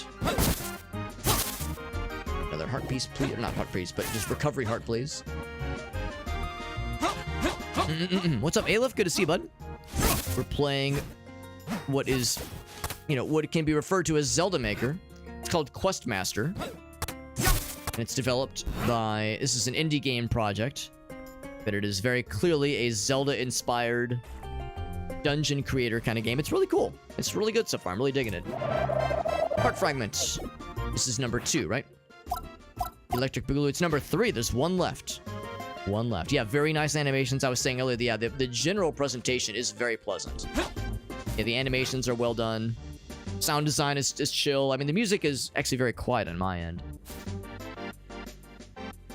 But yeah, I mean, it's a very, very chill presentation. It is in early access. This is in early access, so you know how that goes. It's like, it means that there's more where this came from for sure. There'll be more features added in. We've seen a couple of mild bugs. Actually, I don't even want to call this a bug, because I legitimately like this a lot. There's a really cool thing you can do here. Let's see if I can do the setup for it. Is that it? No, not. Hold on. It was really easy to do in the house. Starting house area. There we go. So if you go up to a jar, specifically a jar, and initiate the pickup animation, or the pickup sequence, where you go up and press A, but have the right distance, you can walk away from it before completing the sequence. And I'm holding the A button down. If I walk as far away as I want to in the same room and release the A button, I'll force pull it to myself, which is delightful. And it makes me wonder...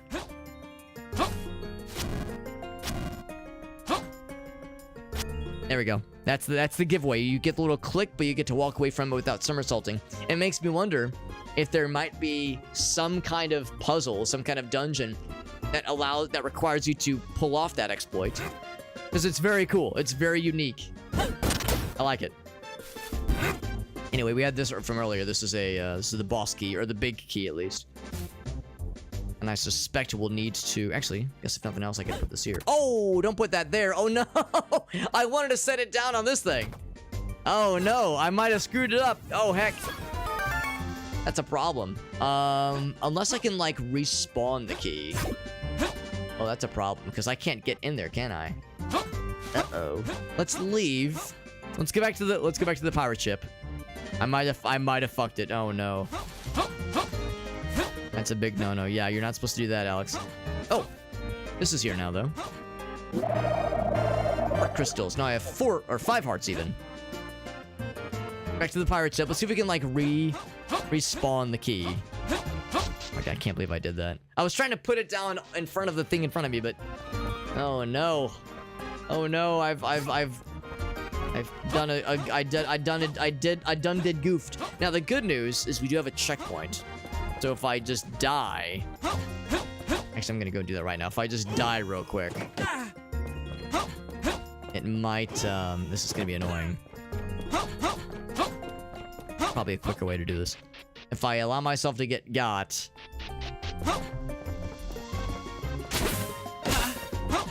Then it might just respawn the key, or at least reset the location.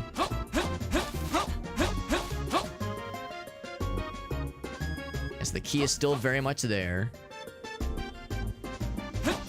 Now, hold on. Oh, unless I'm supposed to kill the crabs with these things. Come here. Yeah. I guess I could just hit you through the fence too, for that matter. Yeah, if I could like, if I could affect the key and like knock it away somehow, that would also work. And maybe something will happen when I kill the crabs. All right, let's go on this side because he likes to be on that side. Don't you avoid me. All right, can I jump on top of the treasure chest? Heart fragment. That's number 6. But it healed me, damn it. Okay, what if I do this? What if I... Okay, that doesn't work either. Dang it. We have the checkpoint, obviously. I need you guys to beat the shit out of me, please. Just beat the shit out of me a little bit. Just a little bit. I probably deserve this. This is my punishment. For screwing up with the boss key like a doofus. Like a big old doofus. Actually, what if I do this? What if I press this? Does that reset? Oh, it resets the room, but it doesn't reset everything else, yeah. I see the door is closed behind me anyway. Right, and now I'm dead. So I respawn to the checkpoint. The key is not there. The key is in my hand. Beautiful. So we are set. Now the downside is that it looks like it reset most everything, including the stuff we've done up top. But the good news is that, yeah, it's easy to get back to this. I'm gonna put this. I'm gonna go ahead and use the key now, because, like I said, clearly I can't be trusted. Clearly, I'm going to screw this up for myself. Except I don't have a small key right now. I think we have to get the small key elsewhere. Alright, so I'll put this here for now. I think we got the small key in one of these holes, didn't we? In fact, I think a snake pops out of one of these. It's a heart. Recovery heart. Yeah, that was a snake for that one. Ouch. I think it was one of the holes in this area. The turtle friends. The blue boys. Carry a big key out from the halfway point. The tricky thing with carrying stuff, especially like a heavy object like the big key or these turtle shells, is that it makes you move a little bit slower. So I can see that being a sticking point, at least in some cases.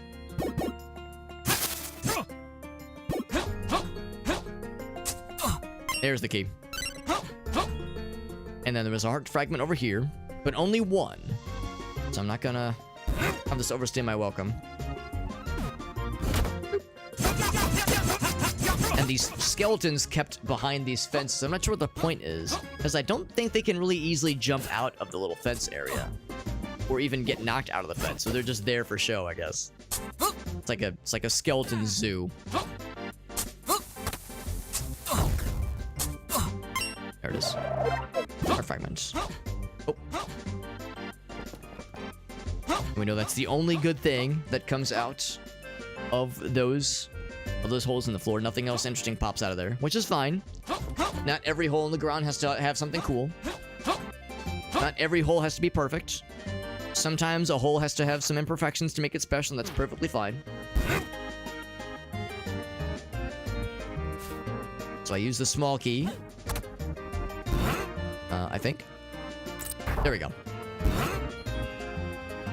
So I'm gonna go ahead and use this now, just to get it out of the ecosystem. What does it do? Okay, so it activates those platforms. Cool. So now I can go on my merry way, resolve the rest of the other part of the dungeon, and then we'll proceed up north. And to be clear, yeah, what did they say? They said, I think, yeah, kill 3 somethings to get coins. Huh. Yeah, coin here. Oh, maybe the... Maybe I'm wrong. Because I think the implication here is that somehow it causes the heart container to pop down here. But I'm not quite sure I understand what caused the heart container to pop down.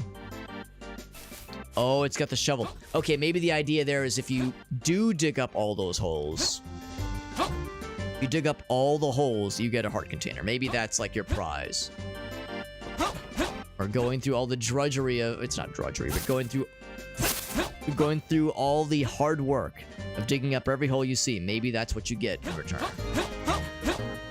So I'll go ahead, I'll buy it. Let's go ahead and grab the rest of these. Even though we know there's bombs, there's snakes, there's recovery hearts, there's nothing.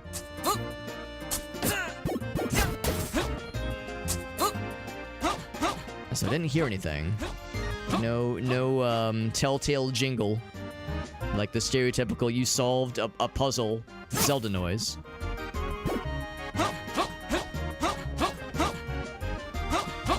But that's okay. There might have been some on this other side anyway. I'm gonna check really quick. Yeah, nothing yet. Nothing just yet. Okay, that's fine.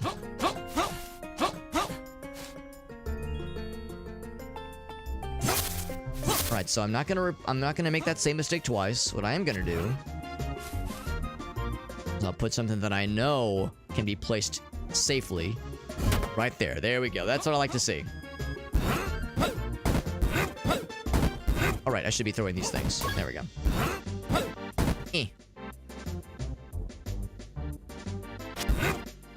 We got Daddy. What's up, Daddy? Good to see you, buddy. Hope you're doing well. Throw the stones. Oh, there was that cobra that spawned. Oh, maybe that's what this is getting at. Maybe this is what they mean by like that little icon, that little like, it looks like a squid. It looks like a little squid fella. Maybe that's the key. Maybe that's what caused it to spawn. That might be precisely what we're missing. Daddy, you're so wise. You're wise beyond your years. Please, just get over here and let me kill you, please. Is that so much to ask? There we go. Yeah, that might be exactly what we're missing.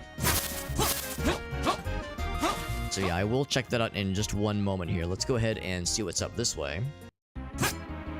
Now, didn't by this point, wasn't that the last piece that I got previously? Previously, that got me another heart, that completed my heart container here. Oh, it's a color puzzle. Okay.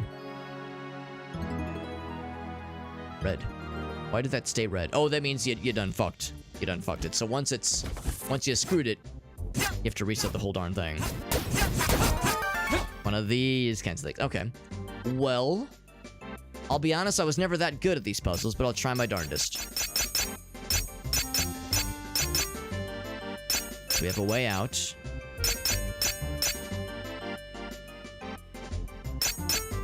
Uh-oh. Yep. Yeah. Yeah, I was never that good at these, especially the more elaborate ones, the ones that you have to walk on the floor and set the colors down, like the color puzzles down. Oh! And there's Galanith with the raid. Thank you, Galanith.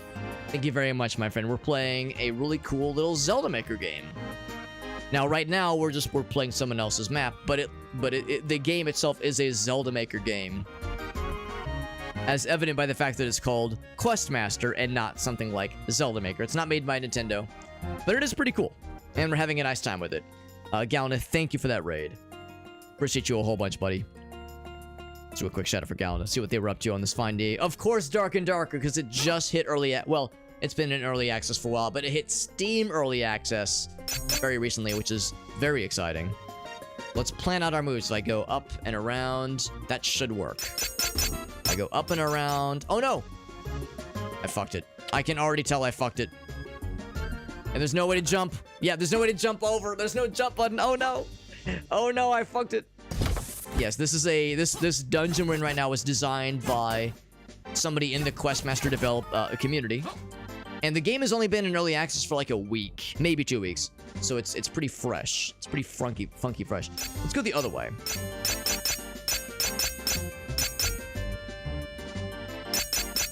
There we go. So maybe I need to go at this from the other direction.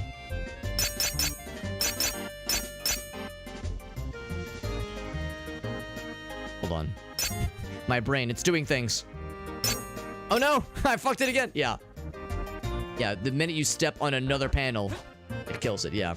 Maybe I need to save that area for last. Maybe that's the key. I have to re-kill the skeletons, of course, because skeletons, much like in real life, just don't stay dead. They just keep coming back up. That's right, yeah, the Dark and Darker early access, on Steam at least. Back after some drama kept it away. We have it back in the realm of playability, nice and easy. Gonna save that area to the right for last, because clearly I can't be trusted.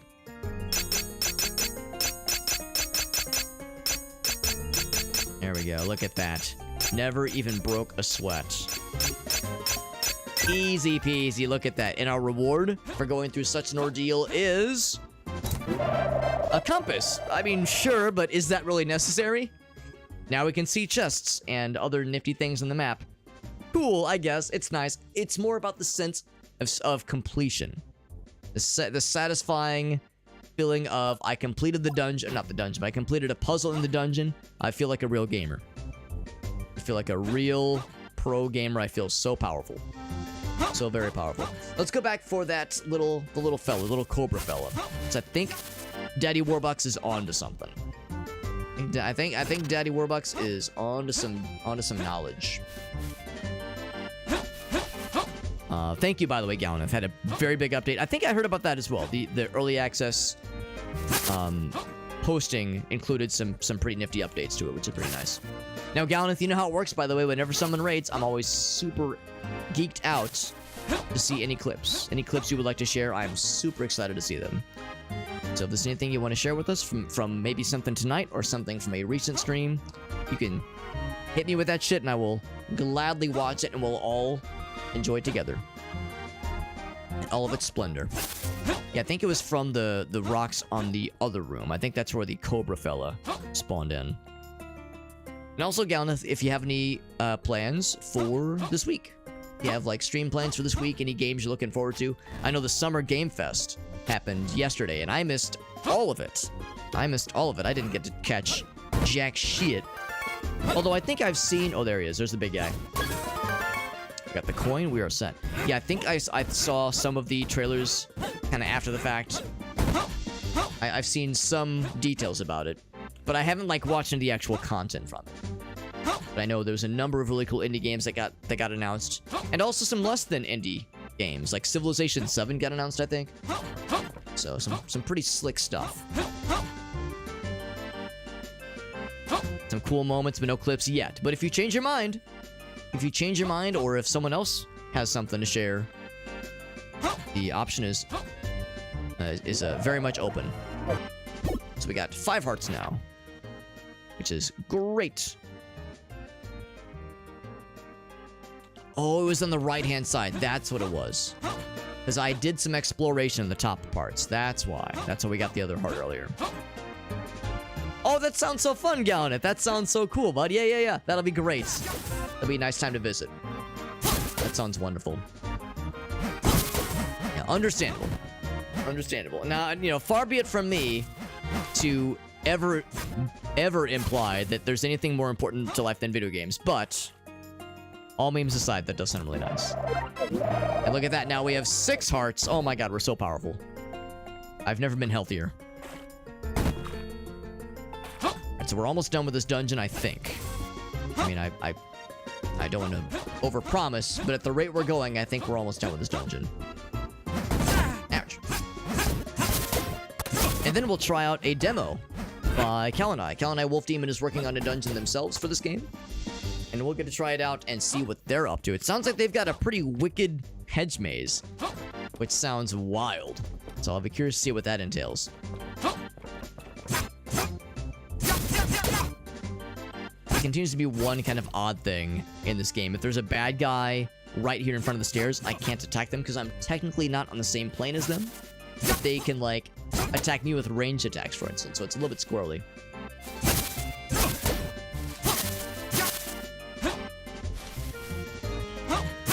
Now, the blast of skeletons opens that up. I see we got like some spooky blue torch. Excuse me, blue torches. What if we have something scary ahead of us? Got some wormy friends. We remember the worms from Link to the Past, although these die in just a few hits. The first mini boss Link to the Past was one of these guys, but it was supercharged. Took a bunch of hits to take down. Would you still love me if I was a worm? One more. Alright. Now, we didn't have to kill them. Nothing popped out from killing them, but again, the satisfaction of a job well done. Just got tired of it for now. Gotcha. That's fair. That's fair. There's no rush. You can't rush perfection. Can't rush perfection. The fact that it's dark and scary makes me a little bit nervous. Big chest.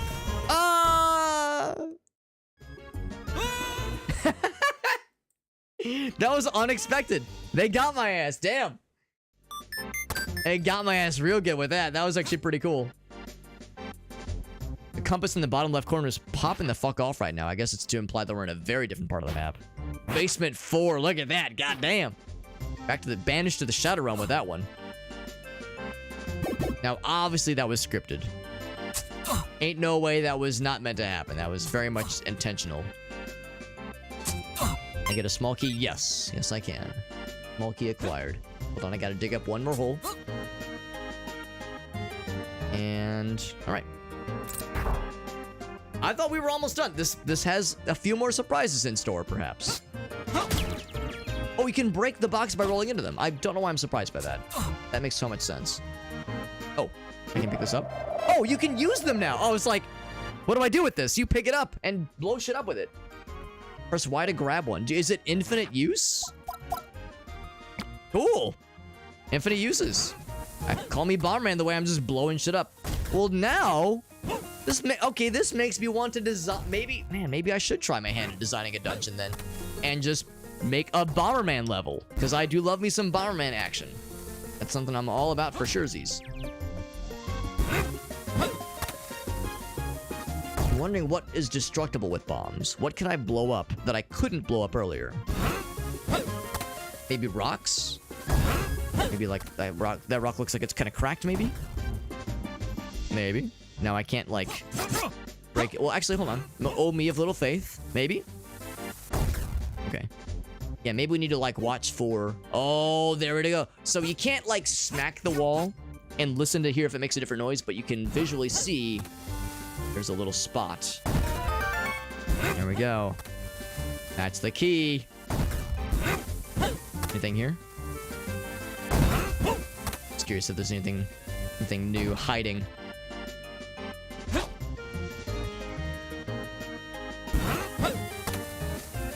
Now, you can only throw one bomb at a time. Now, I'm assuming it does damage bad guys. It would damage me. Oh, they can boot it away, though. That's kind of cool. Need to find one more key. I can... Yeah, I was gonna say, it will not explode on the water. Makes sense. Checkpoint. Whee!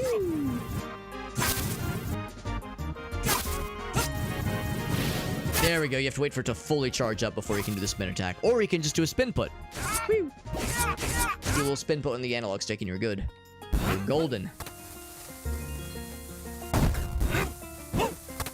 Anything else on the right-hand side? Let me just Sonic the Hedgehog spin dash. No, nothing over there. Would make me dizzy after a minute. Rolling around like that. Rolling around at the speed of sound.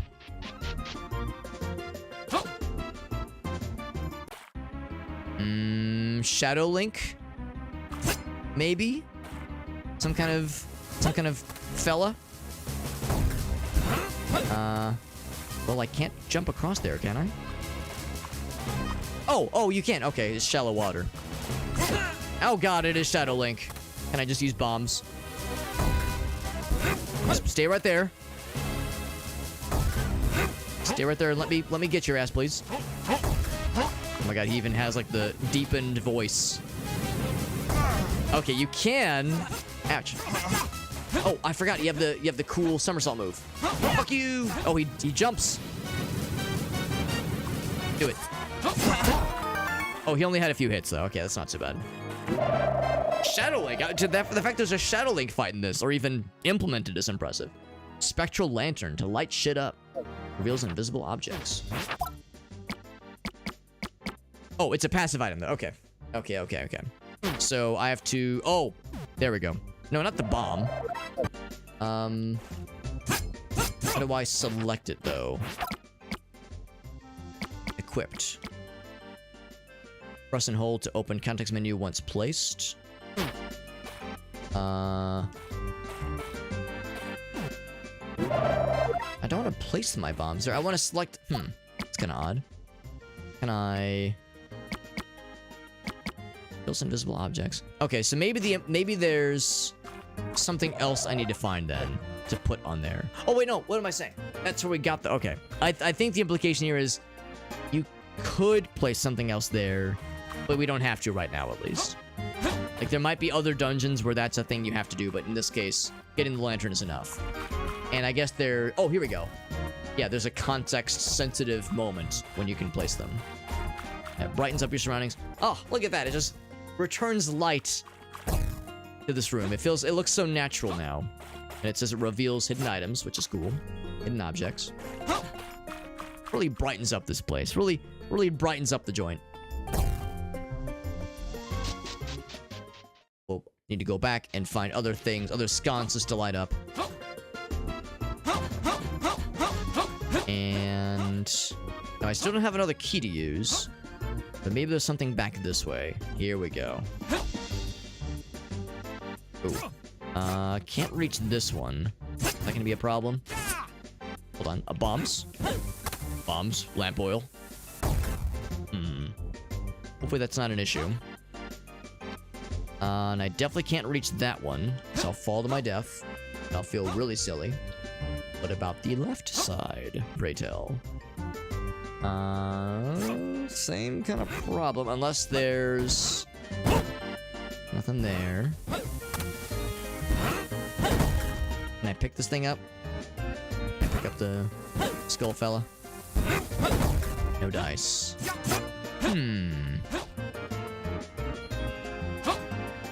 Oh, here we go. This one's not lit. And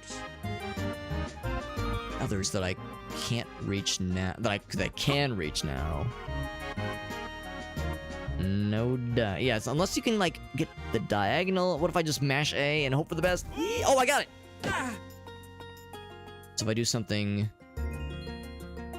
like somersault into it, no, nothing. Okay, so that ain't it. Let's keep exploring though. There might be something else we missed. I need one more key. One more key and then I'll be set. Then and only then will I be satisfied. says it reveals invisible items, I think? Visible objects. Wait, what did it say? Press and hold to open the context menu once pressed. Oh, maybe I wasn't supposed to, like, toggle it. Alright, maybe I do put my bombs there. Maybe, like... Maybe something becomes available with something placed there. I see in the reflection. Maybe this is it? Maybe this is where the dungeon ends? Maybe that's like, alright, you did the thing, good job. I would expect there to be some kind of, like, conclusion. Some kind of, like, ding, ding, ding, you win.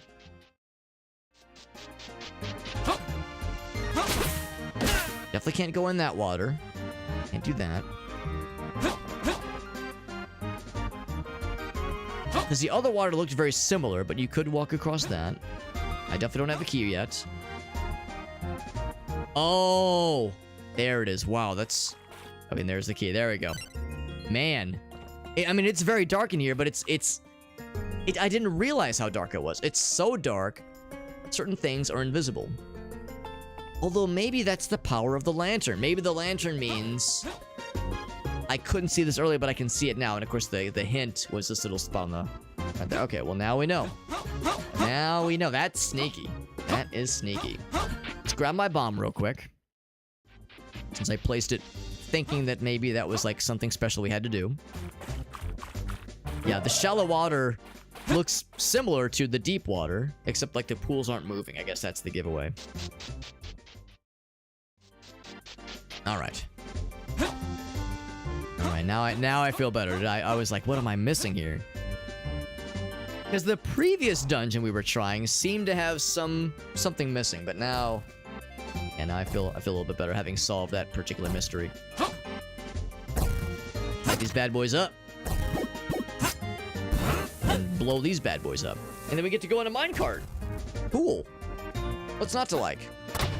I get to slap things about. I sure do. Do I get to throw bombs? Yes, I do. To no end, but I get... it's something I can do. That would actually be kind of cool. Some kind of dungeon where you get to ride minecarts and throw bombs around. Seems like it'd be kind of neat. See, we're ticking, right? We're cooking as far as potential... Oh god, blob fella. Potential dungeon possibilities that I might consider designing on my own. You know, maybe we could try cooking a little bit. A little bit, not too much cooking. You know, we don't want to get too ahead of ourselves. Now, can I turn the lights off? No, I cannot. The heart, please. And of course, yes, you can flip switches to alter the trajectory. In fact, can I do this now? Whoop. Oh, the gap. Makes sense.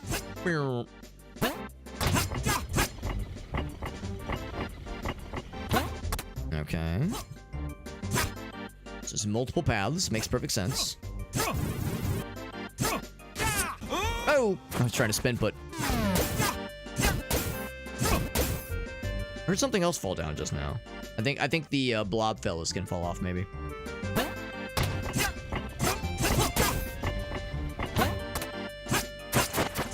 Get out of here. Oh, I need to place something, though. What can I place? Can I push this? No, but I can do this. Like, which, again, I guess alters the path. Does it go down? It goes up. Maybe I don't need something to stay there. Oh, look at that.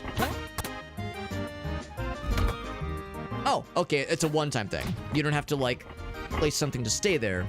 It's a one-time deal. Uh-oh. I didn't step on that. Oh, no. All right, let's see if I can unfuck this. I had the wrong idea. Hopefully I can unfuck this. Come on to the... Alright, yes. And I'll light this up. Might as well. Hope I didn't soft lock it. I'll feel really silly. That's the one thing. It's like... Oh man, it's... If you do something wrong... If you do something wrong and... there's no like reset. There's no like, oh shit, let me try that again. Like that way. No, I want to go that way, please. Please, I fucked it. I want to unfuck it. I mean, the good news is there are checkpoints at least. So if you do put it in an unwinnable state, it's not a true soft lock. Because yeah, you can obviously just allow yourself to die and then you'll respawn at the checkpoint.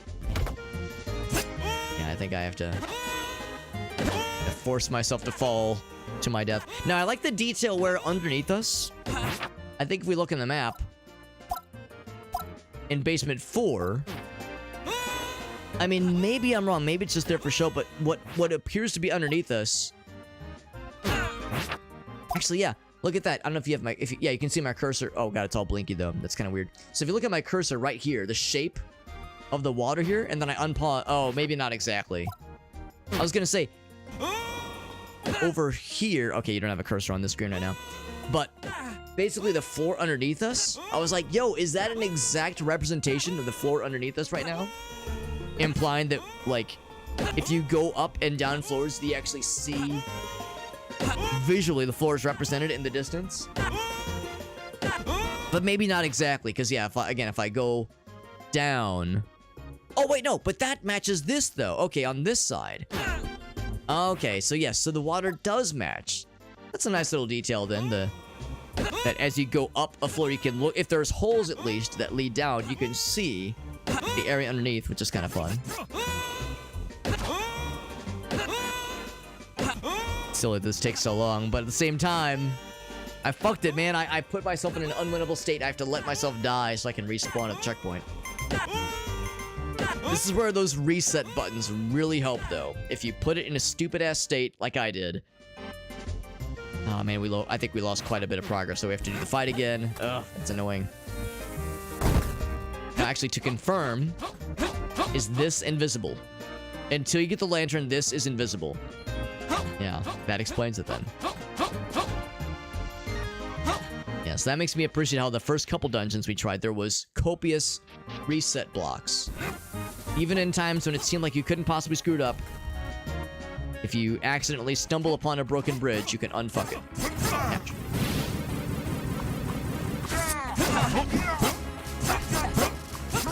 Now, unlike the usual Dark Link, he doesn't have the same amount of health that I do. He has a smaller health pool, which is probably for the best, because if he had the same amount of health, I'd get got very easily.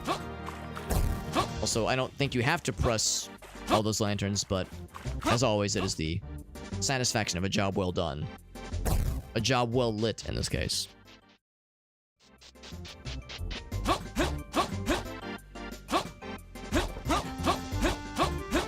Alright, so we lost some progress, but in the grand scheme of things, it wasn't that much. It'll take very little time to get us back to where we were. Especially now that we know exactly what to do.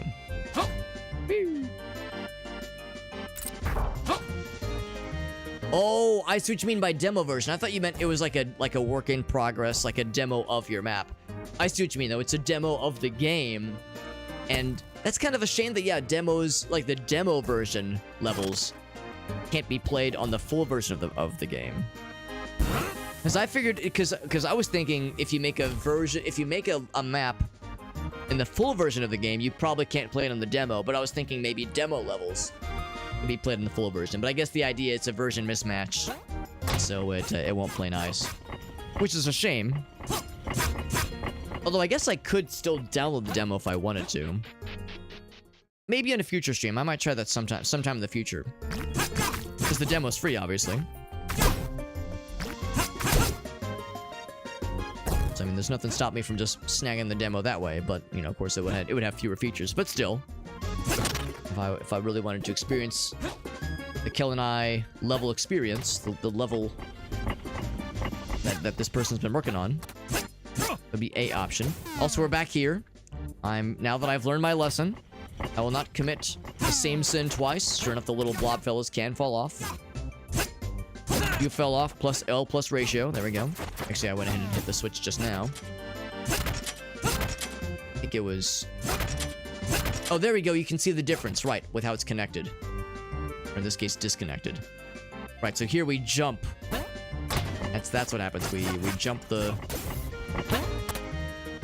line. And now we're locked in on this one. This one and only this one. Nice cheating, girl. Won't let you sync the map. Can you still share the like a demo map with other demo users?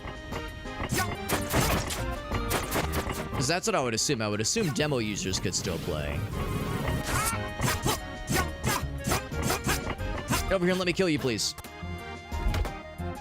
I'll go ahead and hit the switch. Not the switch, but the light. Even though I don't need to. Oh, I think I need to hit the switch again, because it's... There we go. Now we're good. Get over here. Let me get you, please. I wonder if there's a bow and arrow in this game. It's like always such a classic Zelda item. Oh, heck! I was supposed to... Okay, I see now.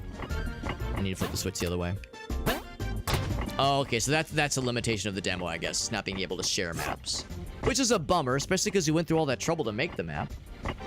A bummer that demo users can't even play it.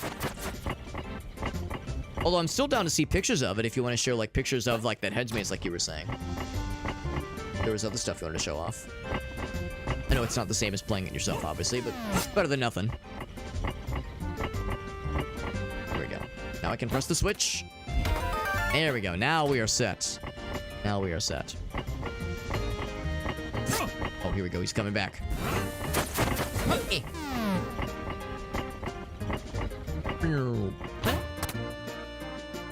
The path open? Is the door open? Am I finally free from this minecart nightmare? Actually, I like the minecart stuff. I do like it. Reminds me of Donkey Kong Country. Lots of wormy boys. Last time I fought a room full of worms in this level was right before I got tossed into the Shadow Realm. No longer, though. It was a one-time thing.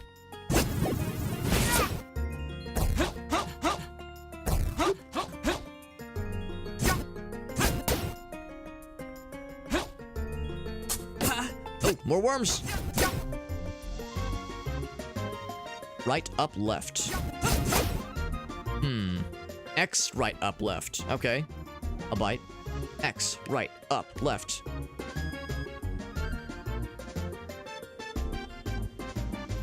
I'm like trying on the different analog sticks. Different D-pads. Nothing. Okay. Oh, maybe I was supposed to open the... Maybe I was supposed to dig up the holes in a sequence. If that's the case, there's probably an option to reset it at least. It's so bright in here. Beautiful.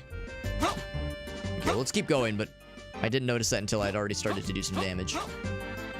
Oh, wait, actually, I think... Is this end of the line? We killed some fellas. Nice, Shana girl. Yes, you're a good kitty cat. I wonder. Can I jump down? Again, there's no reset option.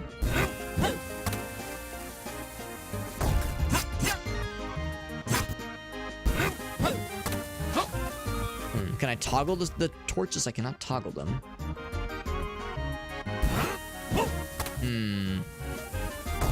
Let's enter. Let's exit the room and re-enter then.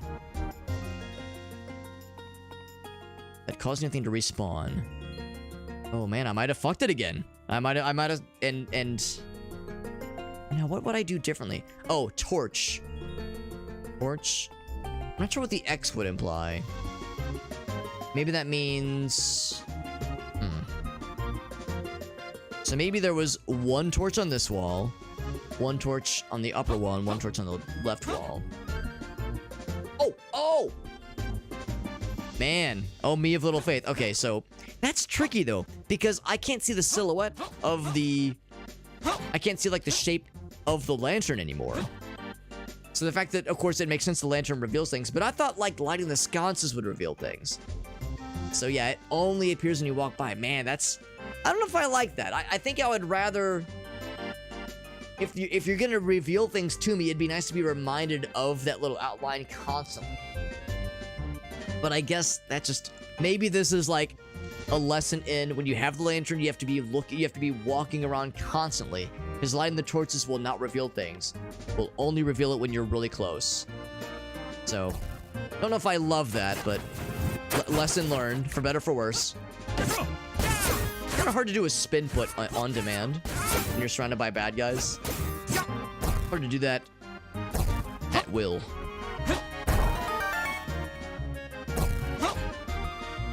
Yeah, like right now, you can see the shape. You can see the shape of the torch, of the lantern. But if you light all the torches, that goes away. And I was thinking, oh, that means we're all set. We're all illuminated. But now I'm like, shit, man, I feel like I need to check every wall now, which is kind of a pain. It'd be nice if it would just say, all right, you've got the lantern, or you lit all the torches, you're golden. Here we go. Here's actually a way to reset the room if we wanted to. Or if we need to, rather. So, I'll go ahead and light the torches, maybe against my better judgment. Ooh, look at that. There's four buttons here. Now, I wonder if the X means don't step on this one. One. Oh. There's probably an order to this, wasn't there? One. Oh, that's the only Oh, okay. Well, hold on. Still light those. The off chance that it makes sense, that it makes a difference. No. I think I already fucked it. Yeah, alright, so let's reset. No, not that one either. One. Is it I wonder if it is process of elimination. I mean, I thought the X here meant not this one. It means yes this one. Okay. Are there any other giveaways or, like, indications of which is the right one, or do I just have to get lucky? I might just have to get lucky. Oh. Hold on. What was the... Yeah, they said X, and then they said right, up, left, I think? Right. From a couple rooms ago, there was little signs. That's exactly it. Cool. Cool. Yeah, so that wasn't a hint for that room, that was a hint for the future.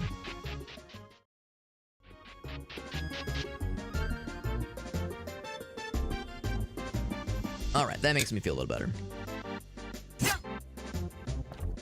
Alright, so we got invisible platforms that are now visible to us with the power of the lantern.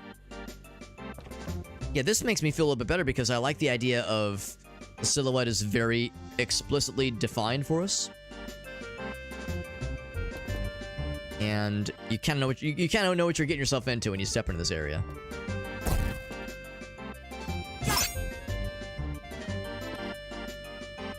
Hold on, I'm curious if I can light that torch. I think it's too far away though. Yeah, that doesn't get close enough.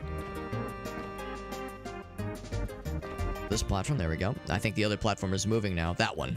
Yes, you. Give it to me. And those darkened areas, that makes a lot of sense, having the platforms be little hidden areas suddenly turning visible. It's like you're kind of lent to keep your eyes out a little bit easier in that instance. Oh, can I do the cool trick? Hold on. There we go. There's the cool trick. Oh, you're approaching me? Too bad for you. Oh no, it broke. It broke along the way. Hold on, I want to do the cool guy trick. I want to be a cool pottery throwing gamer. Yes. Oh, you're approaching me? You think you're so cool? Fuck you! The idea of summoning a jar from across the room like a badass is very satisfying to me. Alright, so we need another kind of big key. Because that's clearly a big door. So I guess there can be multiple big keys in a single dungeon. So it's not the big key, it is simply a big key.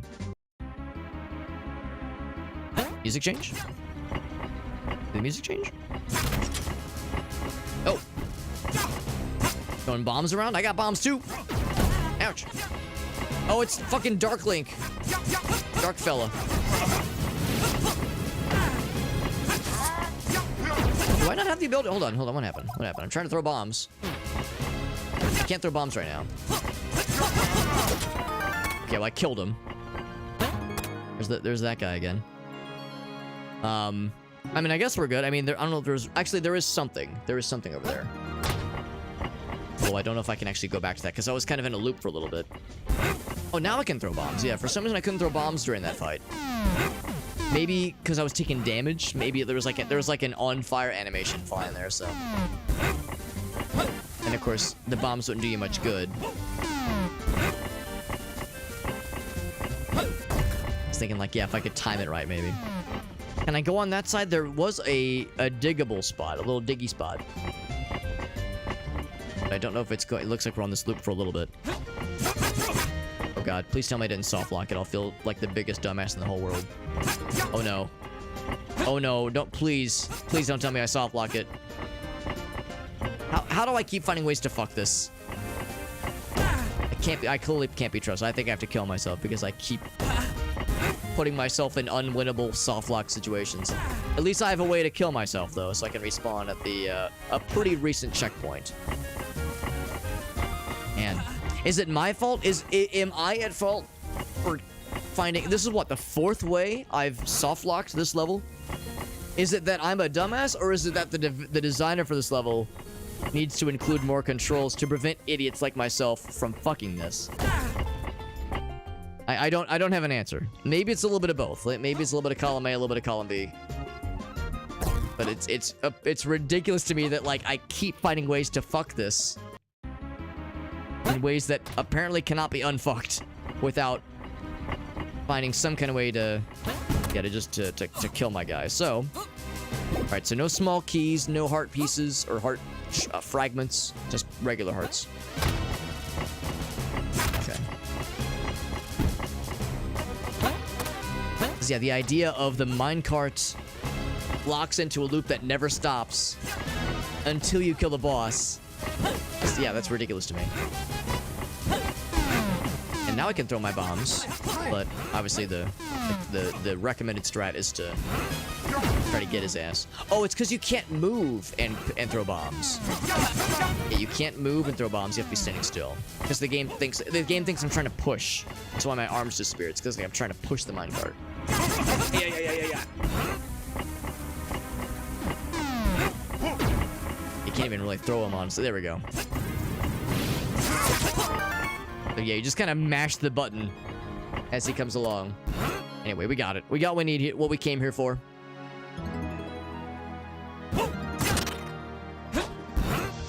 Here's the key.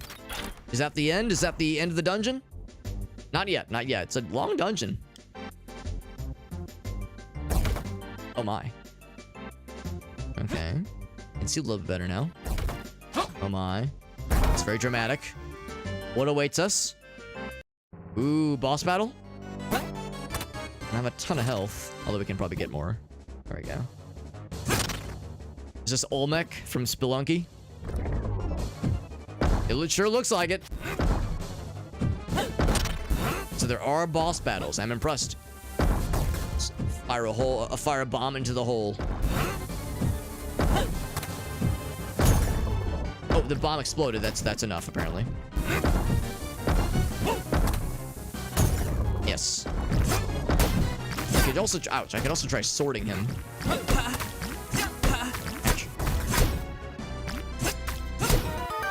Oh, I think he fell down the hole. Didn't realize he could be killed that way. He fell down the hole, I think it's what killed him. An hour and 11 minutes to complete this dungeon. Not quite world record pace, but we'll accept it. I will give it a like. I mean, again, I feel like maybe I'm just an idiot, but I found there was a lot of times where I screwed myself out of completing that dungeon, but we did get it done, and that was very elaborate. Very elaborate dungeon. So that was pretty impressive. See what else we have on, like, the recommended kind of curated list of really cool dungeons in this game. The nice thing is that, oh man, some of these are intense. To be clear, that one was the Pirate Cove. The world record is 6 minutes.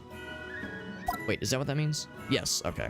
Oh, I misread. I thought this meant, like, oh god, this took them 3 hours, 10 hours. Oh god, I was looking at the wrong data point.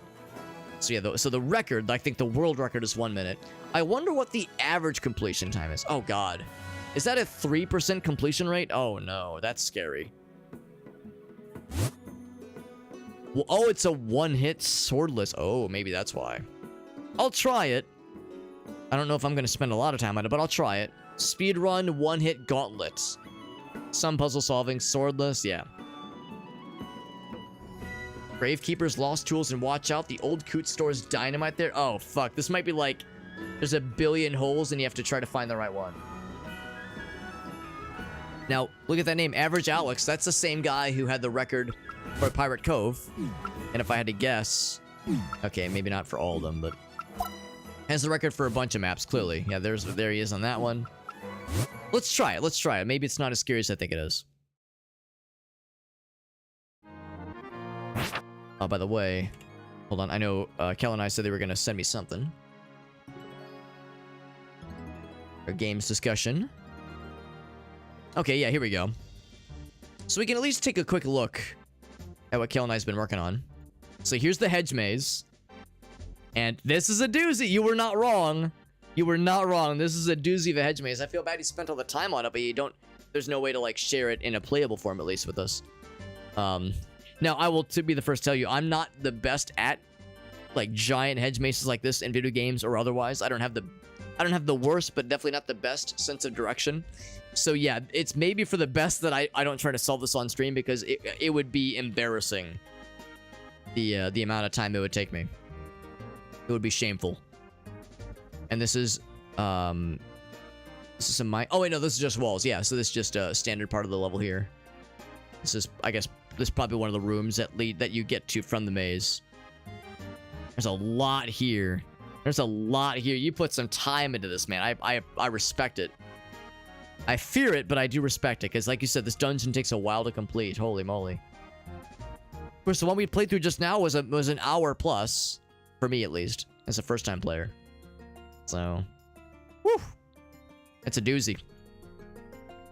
Speaking realistically, I'm probably not going to be streaming that much later. It's already 1:30, so I'm probably going to be wrapping up about half an hour. So, maybe it's for the best that I don't take on a giant, crazy dungeon. Look at this thing. Holy man. Oh my god. Huge. Mazes on mazes on mazes. It's amazing. Woo, doggy. Amazing. Yeah, I mean, I'm impressed. But I'm also deeply fearful. There's way more. Yep, I see it now. There's even more where that came from. Holy cannoli. I mean, it's involved. This is an involved dungeon, yeah. I'm impressed, but god dang. Dedication, man. Some dedication. Well, thank you for sharing. I do appreciate that. Like I said, even though we can't play it on stream, I'm impressed by what we're seeing. Because I got too much time in your hands. I respect it. I think it's cool. It's just a little bit terrifying. You know, it's just a little bit. But it's the good kind of terrifying. The terrifying that makes you go, all right, well, oh god. Makes you go, all right, well, this is impressive. We have a shovel. Oh wait, I do not have a shovel. All right, so we don't start with the shovel, at least not yet. That's the end right there. Oh no, was I supposed to do something with that bomb? Oh fuck. Oh wait, no, here we go. I jumped down here. Oh, am I dead? I'm dead. Oh, what was I supposed to do? Oh no!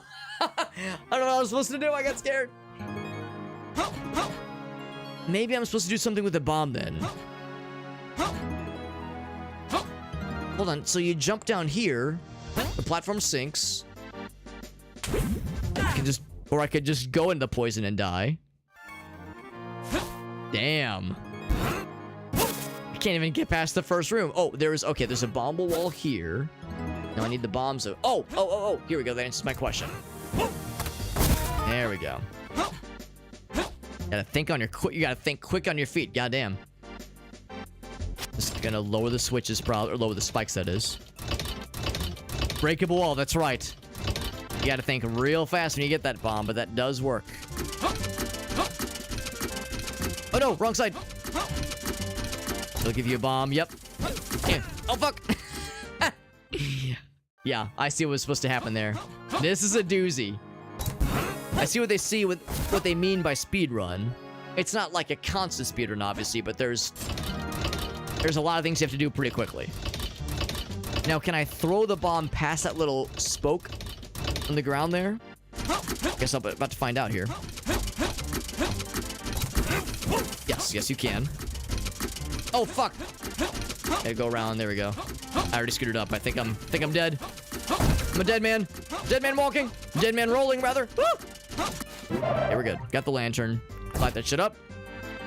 That was scary, but we got there, baby. Okay, so that's presumably one half of this room done. We have the lantern, so I can probably see special things. If I jump over there, it's a full commit. There's no coming back, so I gotta make sure there's nothing else that I want to try before I jump over there, but I guess I might as well just go for it. Nothing else up top. All right, let's try it. What happens when I jump down? Is there a path that becomes available? Oh, there is. Oh no, but the timing was wrong. Oh, fuck, that sucks. Oh man, that sucks. There's no way to like, well, hold on. Maybe I shouldn't be so quick to assume, but it seems like there's no way to see the landing platform until you jump down, so you kind of have to do a blind leap of faith. That sucks. Maybe I'm wrong. Maybe there's a way where you can like, maybe there's a place you can stand where you can get like a quick little view of it. That side. Yeah, abuse the somersaults when possible. That's the key. Oops. What do we got there? Good. Boop. Yeah, so can I use the lantern view to see like on the side? So yeah, I mean, what if I just wait here for a second? Can I see it? Oh man, that's brutal. You can't see what you're jumping into, so you just gotta hope. Just hope that you're timing it well enough. Is it there? Come on. Woo! Okay. Scary shit. There we go. All right. Probably have to. Yeah, I see. One little platform there. So far, not too bad. Just a platforming challenge. It's just a shovel. Oh! I'm a dumbass. I'm a dumbass. All right, that's fine. We gotta go fast. The good news is that once you die, it's quick and easy to get back to where you were. Relatively, at least. Oh, whoops. I can do this. I know we can do this. I'm not exactly going for a world record pace here, but I'm just going for, can I beat it? I believe we can. I really do. Call it a false sense of confidence. Call it hubris. Call it optimism, whatever you want to call it. I think we can do it. I believe in my heart of hearts and my ass of asses. But this first blind jump. Okay, oh, barely by the seat of my ass. That's so scary. Just gotta pray you're there on time. Just gotta get good. Oh! I shouldn't have looked away. That was stupid. I should not have looked away. That was dumb.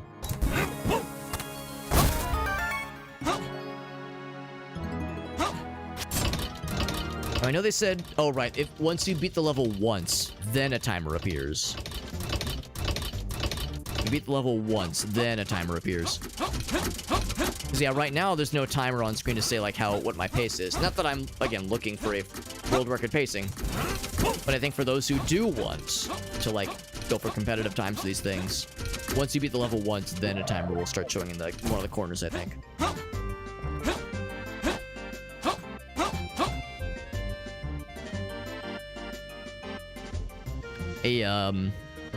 Oh, like to show like a playthrough. To be perfectly honest, I think once tonight's stream ends, I'm pretty much gonna head right to bed because it's getting pretty late. So I won't be able to. Oh, it stops. Oh, the platform dies. Oh, I thought. Oh, good to know. The platform just dies when that happens. Well, I didn't even notice that last time. I got really lucky the first time then. But anyway, yeah. So I'll probably head right to bed. So probably not tonight though, Cal and I. But I appreciate the offer to see it in action. Unless anybody, I mean, you could still stream it to the Discord server. I mean, I won't be able to watch it, but if somebody else wanted to, it's perfectly acceptable. So, if other folks were curious. It's just not something I myself would be able to enjoy. Okay. Man, I almost knocked out this little platforming sequence, technically second try, because the first time I got by the scary platform that disappeared. But man, I really lucked out. I see now why so all of these platforms eventually sink away. That's why you definitely want to stop on one of those platforms, like, the first chance you can. Oh, man. That's really tricky timing. That's really tricky timing, because you almost kind of have to know how many levels it goes down before it drops completely. Because it looked like it was almost done, but maybe there was like another second or two left. You have to kind of know the warning signs for that. I'm still confident we can do this. I still believe. It ain't over till it's over.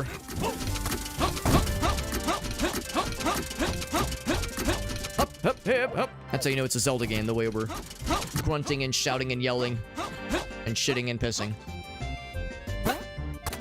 There it goes.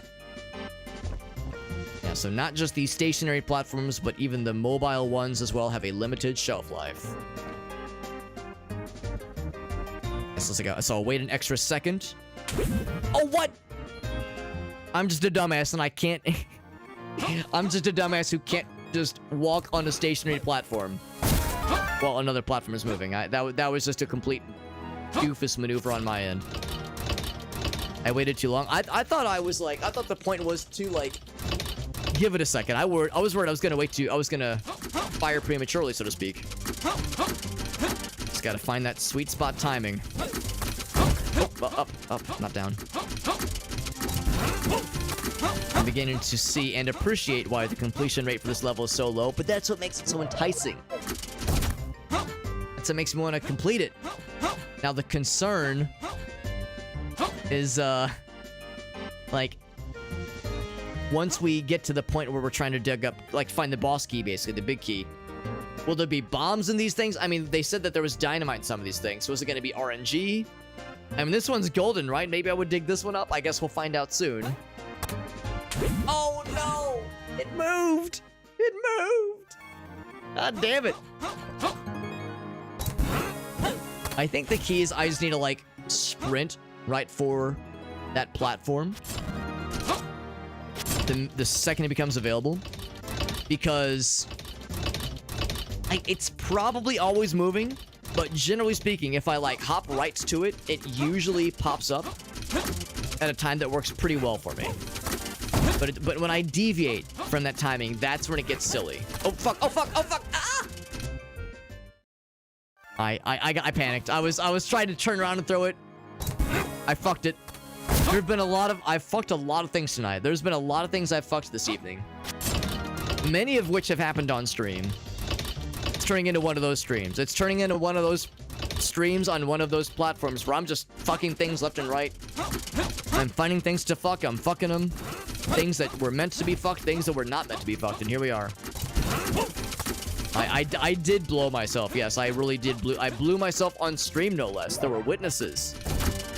You could clip me blowing myself and show it to your friends and family and loved ones and priests and rabbis. Anybody can see that shit. It's there. On full display. Shameful. But also kind of impressive if you think about it. Okay. Whoop! Okay. Oh, but now what? Oh, wait, no, we don't have bombs. Oh, I go. Okay, I can just. Ooh, but there's a slicey boy. Be wary of the slicey boy, as they say. Oh no, it's gonna fall. Oh shit. Okay, so you have to bait the slicey boy into hitting it for you. Interesting. Oh. That was smart of me. I just forgot what bombs are. I just kind of turned my brain off for a second there. I was too busy ruminating on the delicacies, the delicateness rather, of the slicey boy sequence. I hadn't even thought that far. I thought, like, all right, I just got to get to that platform and then I'll take on the next challenge. But My brain had other priorities, clearly.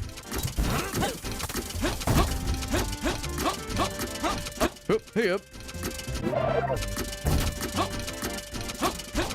Let me just somersault up the stairs.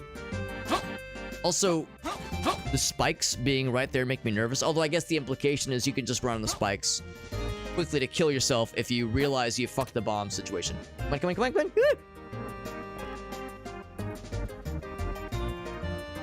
I have to wait for a second so I have a little bit of extra time.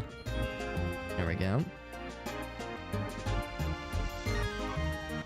Okay, alright, we got there. So, let's think about this then. At what point do I want to get back on the platform? Because it's like the platform needs to be there long enough, I think. Or I need to be off the platform long enough for it to rise up pretty, like, high up enough at least. To jump back on and ride it all the way across to get to this safe spot again. Or to get to the spikes, because I think hitting that switch lowers the spikes. Hopefully, I hope that's what's happening. Let's wait as long as we can. Oh wait, hold on, yeah. Let's wait as long as we can. Now. Oh shit, why'd I wait so long? Oh no, why'd I wait so long? Fuck! Yeah, well, I shouldn't have waited so long on the platform. I should have waited more on land to give it more frames of recovery. Yeah. Okay, I think I've got the right idea. It's the execution. It's one thing for your brain to know what needs to happen, but to get the brain to cause the right thingy muscles to fire in the right way to make it all happen. It's the execution. That's where I'm not so confident. Can I think quickly enough on my feet and execute this plan that I have in my head and make it all happen? Only one way to find out, baby. Let me just somersault up some stairs. And sure enough, the timing works out pretty well. So the platform arrives just as we're approaching. But just kind of worked out. Ooh, almost slipped right off. Okay. Guess I'm consistently getting that. So I need to be on land for as long as I can. Now. Are we good? Oh, man. Brutal. Unless... Hold on. Was that other platform something I can get back on? Guess I wasn't looking at the other platform. I was looking at the spikes. What if I could get on the other platform, then? The one that we stood on earlier. I don't know if it reaches far enough down, though. Let's find out.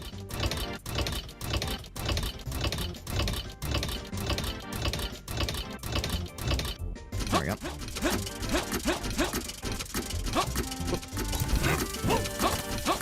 To show how big the maze is. Well, wasn't that one of the first screenshots that showed the hedge maze? Unless there's another maze. Because I thought that was one of the first screenshots that showed the hedge maze in its entirety, like zoomed out. Let's see if the thing is there. Oh, fuck! It left the station. The train has left the station. Man, that is a huge bummer. The fact that you cannot see the arriving platform until you have full committed to jumping down. That's brutal. Gotta hope for the best. Oh, seeing it in the dungeon. Oh, God. I mean, that would be that seems very intimidating. It's like, seeing it when it's zoomed out, it's like, okay, I get a sense of the scale. But yeah, then you see it in person, you go, oh, God, this is terrifying. So, somersault the stairs. They just gotta go fast, because we gotta get there before the train leaves the station. Oh, fuck. Oh, God. Oh, fuck. Oh, God. Oh, fuck. Woo! It's so scary. Right, so the other... Alright, so this answers my question. When you're coming up and around... Yeah, so it doesn't reach this platform. It does reach the top platform, though. Yeah, so maybe I could stop there. Maybe I could take a pit stop at that top platform. Maybe that's the key. Because, yeah, there's just not enough time.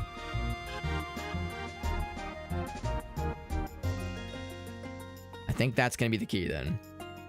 Yeah. Which actually makes me feel a little better, because that's like a more guaranteed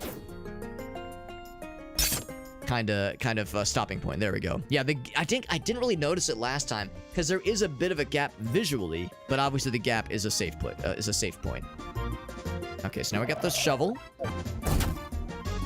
Now I have to be mindful of the spiky boy. The spiky boy could still get me, obviously. All right, now here comes the question: which do I dig up first? Because I think if I choose wrong, I'm just gonna die instantly. Is it this one?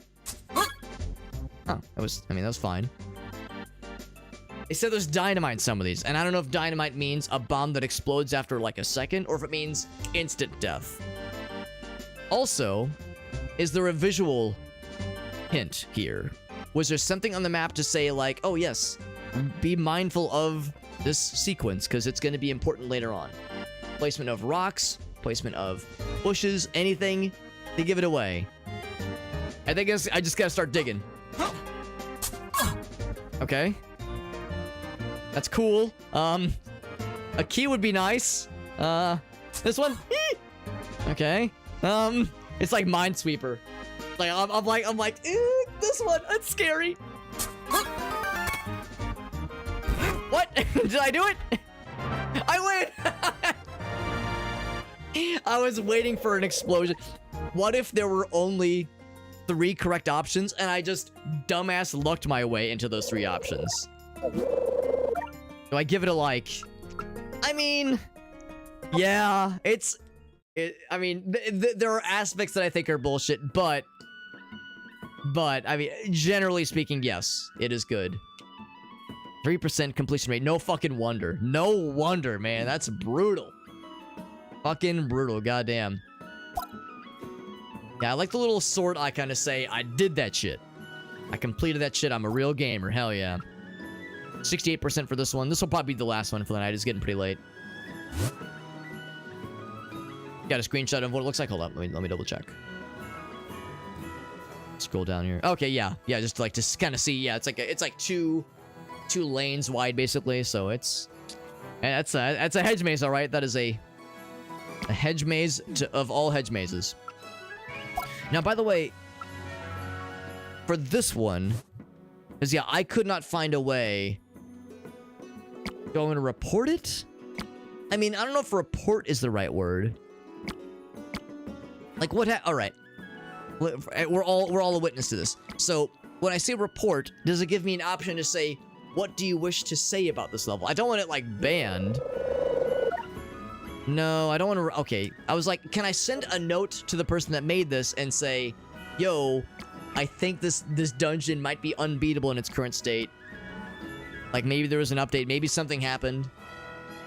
That's kind of cool. You can download to play it offline. That's kind of neat. So yeah, I couldn't find a way to get. I got soft lock and I did not see another way around it. And the fairly low completion rate makes me think it's that is something that other people have experienced beyond a certain point. So anyway, let's see what this one's all about. Simulate water elevation. I tried smiley face.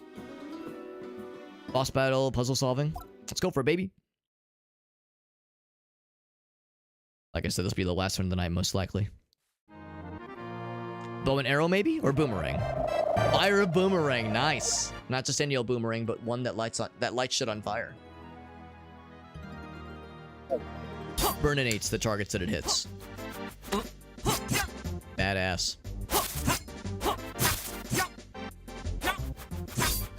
Oh, that's kind of cool. You can slap it away to juggle it.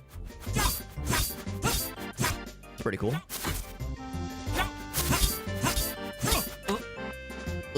It makes kind of a funny noise sometimes. Alright, so now, can I just jump down? Alright, so this is walkable water. It stuns. It doesn't kill, but it stuns. Unless the fire damage damages over time. The good old DOT.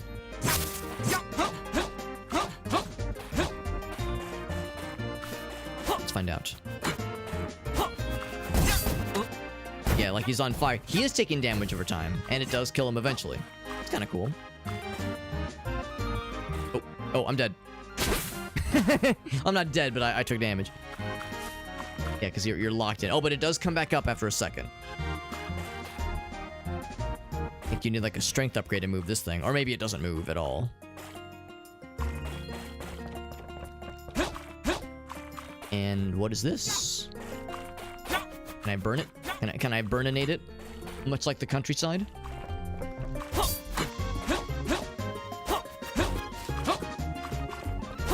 It's kind of like spider webs, kind of, sort of.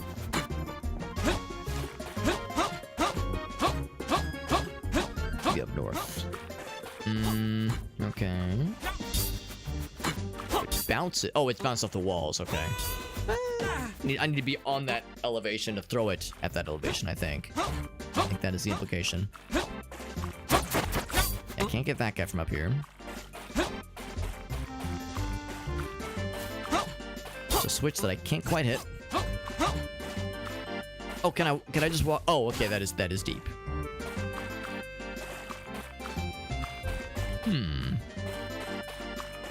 Well, am I already scratching my noggin? Oh, I can walk on this thing. Oh, okay.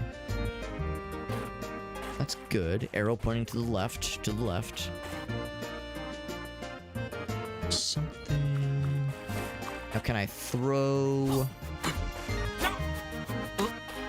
Like, can I light those torches from afar? It kind of bounces. I mean, it bounces, but doesn't bounce far enough, necessarily.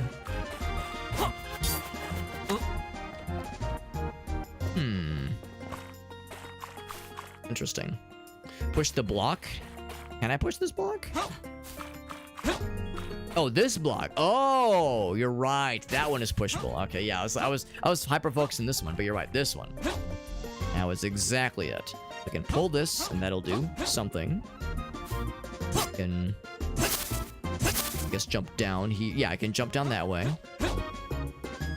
Yeah, that was exactly it, Cal and I.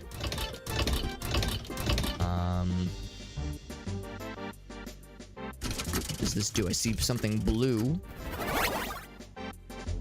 Teleport. Did it, Oh! Okay, so we went to a different level. They were talking about simulating different...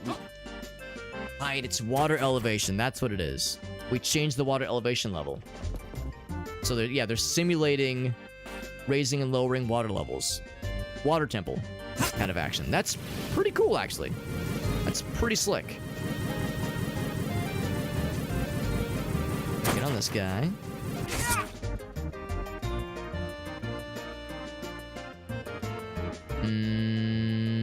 I think I need a little bit more juice. So, yeah, I'll fall in the water and I'll be sad. I think that means there's something else I need to do then. Raise the water up even more. Or no, this brings it back down to normal level. So what is this? I guess the switch just... Okay, so all the switch does is spawns the thing that lets you adjust the water level. It gives you the portal. Okay, that's what's happening. I can jump down. Seems like there's like... Oh, there's a switch here. Can I throw the boomerang from there, maybe? Not quite. Oh, maybe I can jump and throw it? No, I cannot. Okay.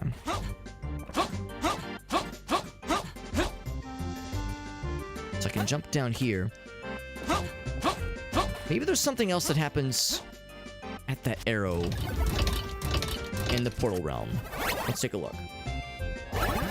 Is that platform still moving? Oh, you can jump it from here. Okay. So yeah, so that lily pad fella is a lie for now. Maybe it'll still be important later on. Pick the portal. Yeah, go to the little arrow platform from the portal. That was exactly the key. That was exactly it.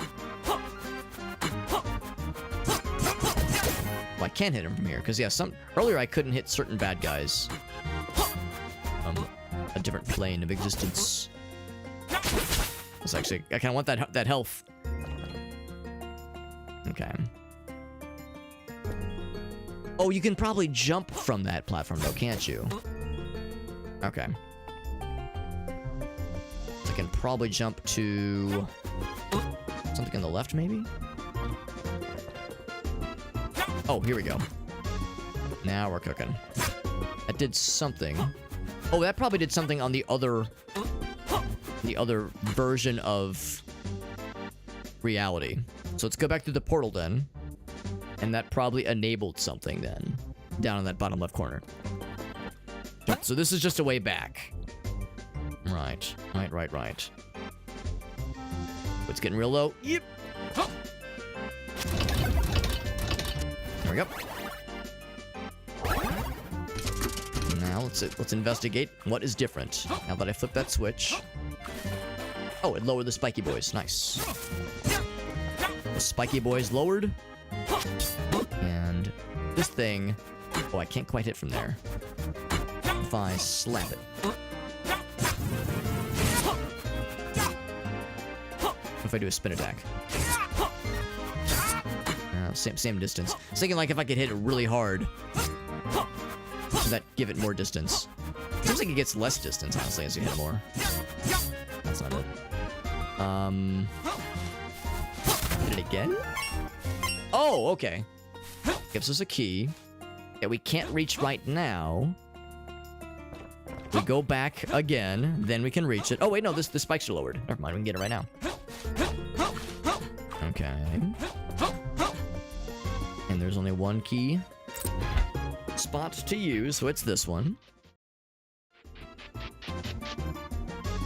Skull and X. What if that means if there's an option?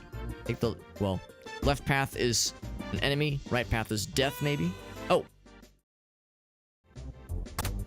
That's unexpected. Oh, there we go. That was kind of slick. Yeah, don't step into that path is what that means. There's a bomb now. Beautiful. And that toggled a switch that I think we saw up top. Here we go. Now I can't... Oh. Yeah, so you can't actually walk along that platform. All I can do is jump to and fro. Push that upwards. Set that bad boy in place. This is very, very well thought out. This is a whole lot. I'm impressed. Can I land on that, or am I gonna fall right in front of it? Can I go diagonal? Nope. I had to find out. I had to find out for sure. Can this reach? It does. It does reach.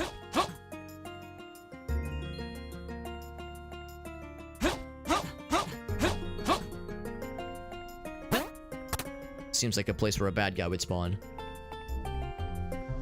I think I know the answer to this question, but can I reach those things? Oh my god. I'm a gamer. And a fairy that is following me around. Maybe it's an extra life. That's a pretty slick trick shot. I'm pretty proud of that. That's pretty sneaky. I'm guessing the fairy either gives protection from a certain number of hits or is an extra life in case I get got. But I don't gotta worry about that because I'm not gonna die, obviously. Oh, Jesus. Right, that did open that. Do I check that out now, or do I explore this situation? I get to the spiky boys right there. Or through the spiky boys, rather. We got another portal opportunity here.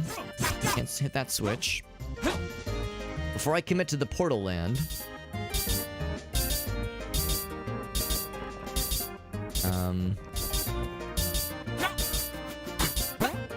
Hold on. Since I pulled off that really slick trick shot earlier. That was a one-time thing. I peeked. I peeked early. Seems like diagonal has it go way farther. When you throw directly, it comes back real fast. But you throw it diagonally, man, the trajectory is really fucking cool.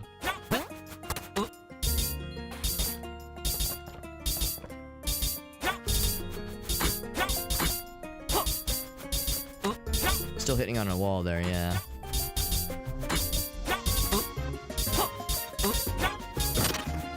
Got one of them. There we go. Okay, so it's just to see if it could be done. So what's down here? Oh, cool. Oh, I can't jump. Oh! Can't jump down. Gotta lower the platform. I think that's what they want me to do. Alright, so... probably Portal Land. Probably something in Portal Land, then. That means on to Portal Land. Alternate dimension. Nothing down there, nothing down there. Yep, let's go ahead and do it. I don't know if it makes a difference to pull it all the way back, but I'll pull out all the way. Always make sure you've got your good pull-out game. Just in general. But yeah, I can't go this way, obviously. So nothing else that way that jumps out to me as being an obvious thing, but maybe there's something different over here now.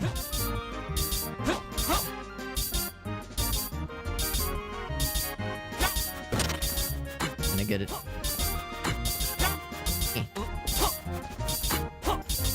There we go. Nice satisfying explosion. The worms are here. I had a feeling we'd have to fight something eventually. I keep hearing that noise and it keeps making me happy. Can I get another extra life? No way, right? No, but I get to blow things up again, which is pretty cool. Let's check the... this spot here. If there's something cool. There is something cool. Another key? Oh, heart crystal. Cool. More health. And a health refill, for that matter. I'll take it.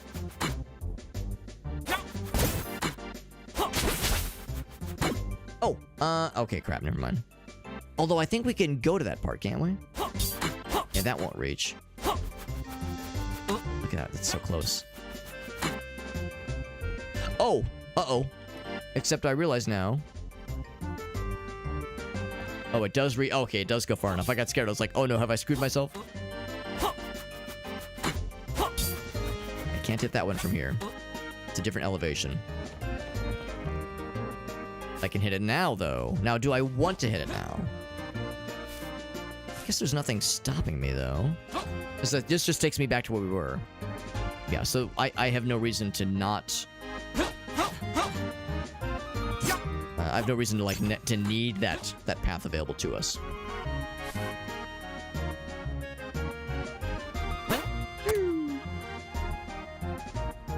I can't jump to that staircase, but we probably don't need to. One fairy, yeah, that makes sense. Oh, it popped off for a second there. I wonder if the fairies can like point things out to you, like secret passages or something. Oh, I don't have a way to get back up though. Because those stairs are still there, obviously. Oh, maybe I need to hit it from a distance. That's probably what they mean. They probably need me to hit it from a distance. Unless there was something else like down there, maybe off screen.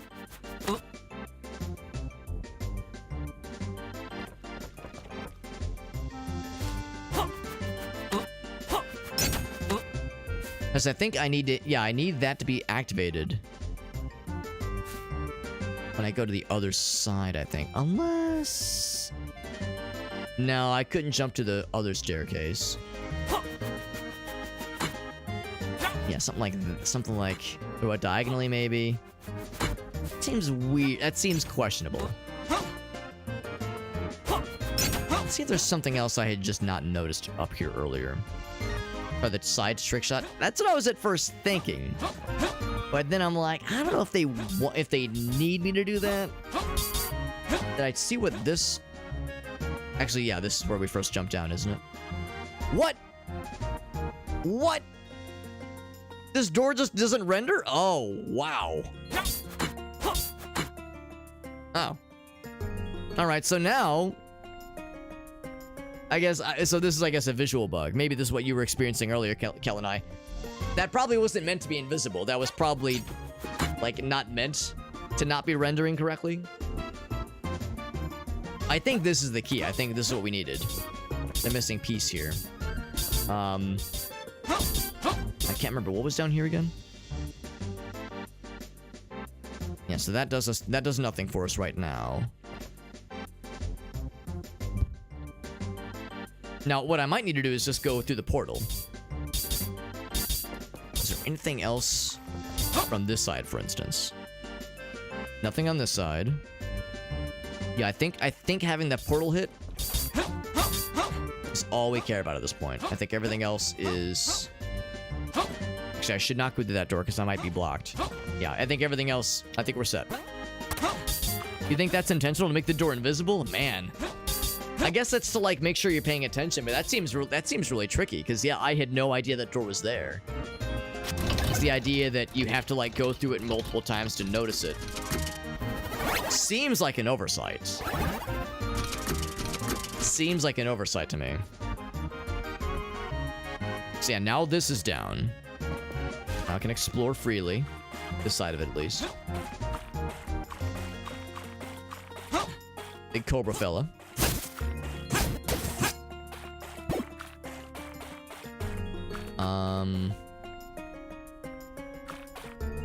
I don't want to push those around. That was a heart crystal earlier. Heart container, heart crystal earlier. Can't do the trick shot from there. Gonna push this down. That's gonna lead us to the next section. Okay. And actually, oh, that's gonna have the big key, of course. And reach that, so... Oh! Did not mean to do that. Did I fuck myself? Oh, no. Oh, no, I might have fucked myself. I just wanted to look. I didn't want to jump. Look, but don't jump, as they say. Uh-oh. I might have done it bad. I might have done it, or I might have done it dumb.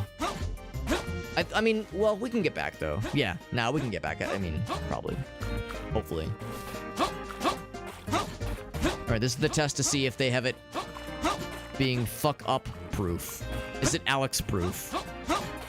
I need to hit another switch somehow. Oh, here we go. Yeah, here we go. Okay. Oh, uh-oh. Trick shot. There was a bomb. Right, there was a bomb that we did this last time. That was a one-time thing, though. Oh, I might have fucked it. I might have soft-locked. Oh, man. That was for the spikes, right? Not give up. Let's not give up. There might be something. I can go back into Portal Land on this one side of the map with admittedly very limited platforming opportunities available. I can't fucking believe I did that. I jumped down when I did not mean to. Trick shot. It's kind of like that little curve it does. Sometimes ignores... Oh, look at that. That was so close. It sometimes ignores the walls if it completes the, like, trick shot trajectory. Oh my god, this is so skeevy.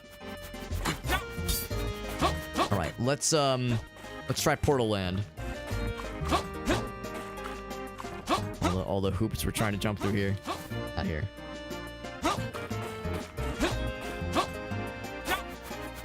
How close that is. Trick shot.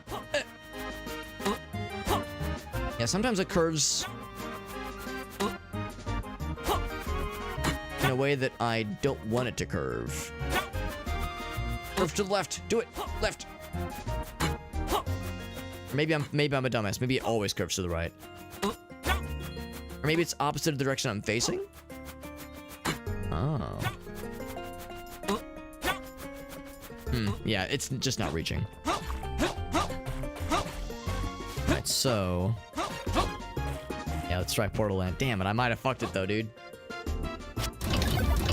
Damn.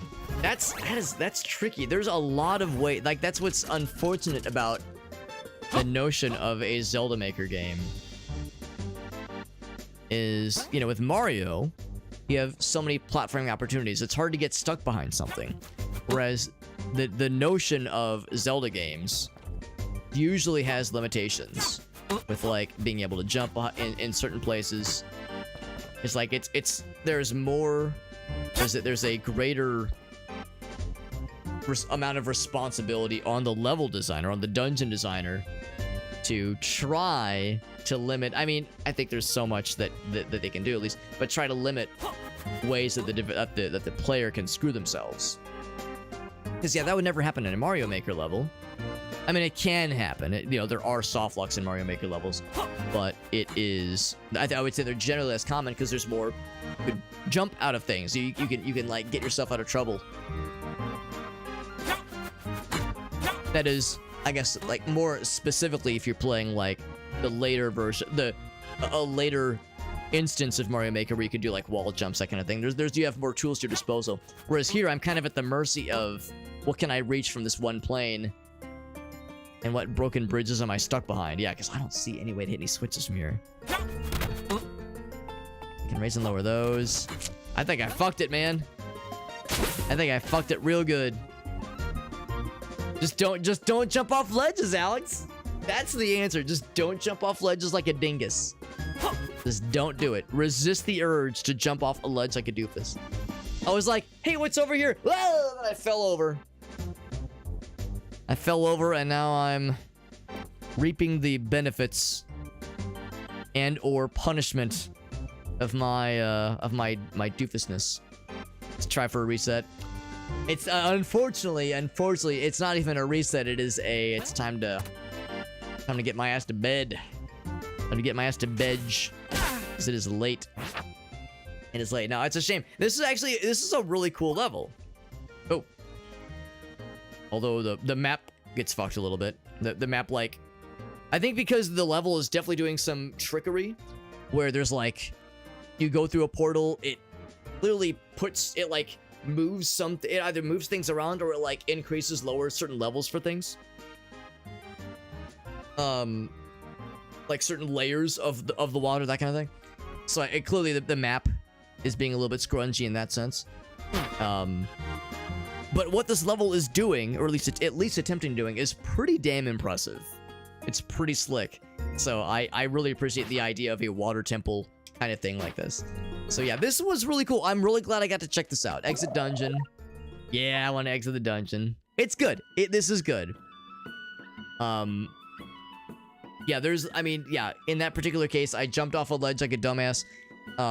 If there was some kind of way to allow that to not, like, completely fuck the player over, that would be nice. Although, at the same time, I recognize that would probably impact the integrity of the map, because so much of it is meant to be done in a very specific route. If you give the player more movement options, it kind of like fucks the route entirely. So yeah, it's like as I'm going through this, I'm recognizing just there are innate maybe I shouldn't say limitations, but it's more strict than something like Mario Maker. In Mario Maker, not only is it, I mean, usually they're fairly linear, but like you're allowed to fuck around, and yeah, I mean, you might die, you might lose a life, which is, maybe you might lose a bit of progress there, but that's part of the experience. You're expected to get got by Koopas and Goombas and like fire traps, that kind of thing. And that's like just part of the platforming challenge. Whereas here, but usually like when you get punished by that, it takes just like a couple seconds to get back to where you were. Whereas here, if you soft lock yourself, like you don't really die so much in this, nearly, at least not from what I've seen yet. Because health is pretty plentiful generally. And there's not as many enemies. There was that one level we did earlier that was a one-shot kill level, so that was kind of an outlier. But like, death is not as much of a risk. It's more getting stuck and getting soft-locked, and it takes longer to get back to where you were in some of these dungeons, because some of these dungeons, not much for checkpoints. Some of them are fairly involved, so like, it's kind of demoralizing being like, fuck, I soft-locked it, and I'm screwed out of it. And then you just kind of throw in the towel, right? So, that's tricky. So again, it puts more pressure, I think, on the designer to try to accommodate that, try to account for the player getting screwing themselves out of something. And either maybe putting more checkpoints or, yeah, trying to put more like, pathing options. But again, I recognize that that damages the integrity of like the intended path. Because yeah, you start putting more paths around. Okay, well now I have to build around those additional paths, and yeah, that's tricky. That's really tricky. Railings on the edges. Railings on the edge would have probably fixed that. They probably would have fixed it. Although I recognize there might not have been space for it because it was a pretty small platform. But yeah, some kind of way to say you can't jump down this side. That would have been the key. Unless, let's think about this. If they would have put a railing down, could you have thrown a boomerang past it? Because the whole reason for that to be open is so you could throw the boomerang to hit the switch on the side there, I think. I think there was a switch there. So, yeah. It's a gosh darn catch-22, man. That's what makes it tricky. But anyway, though, this was still really cool. This was still really cool. It's in early access. The game's been out for like a week, maybe 2 weeks. I don't know, not very long.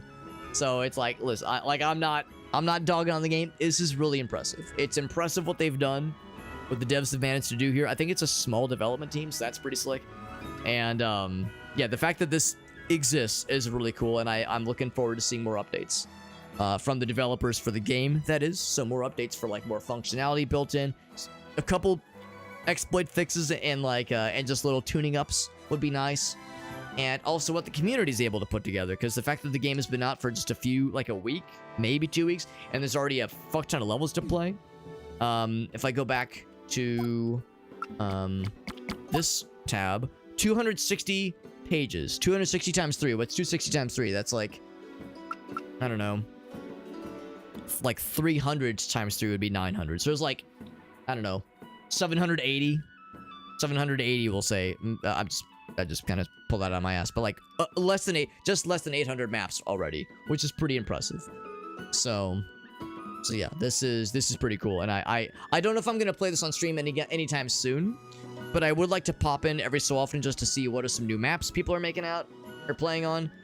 What are some new features they've added? Eventually it'll have a 1.0 release, hopefully. Hopefully a 1.0 release would you know, will be in the cards at some point. In fact, I think even on the Steam page, hold up, I think on the Steam page they might even have a roadmap.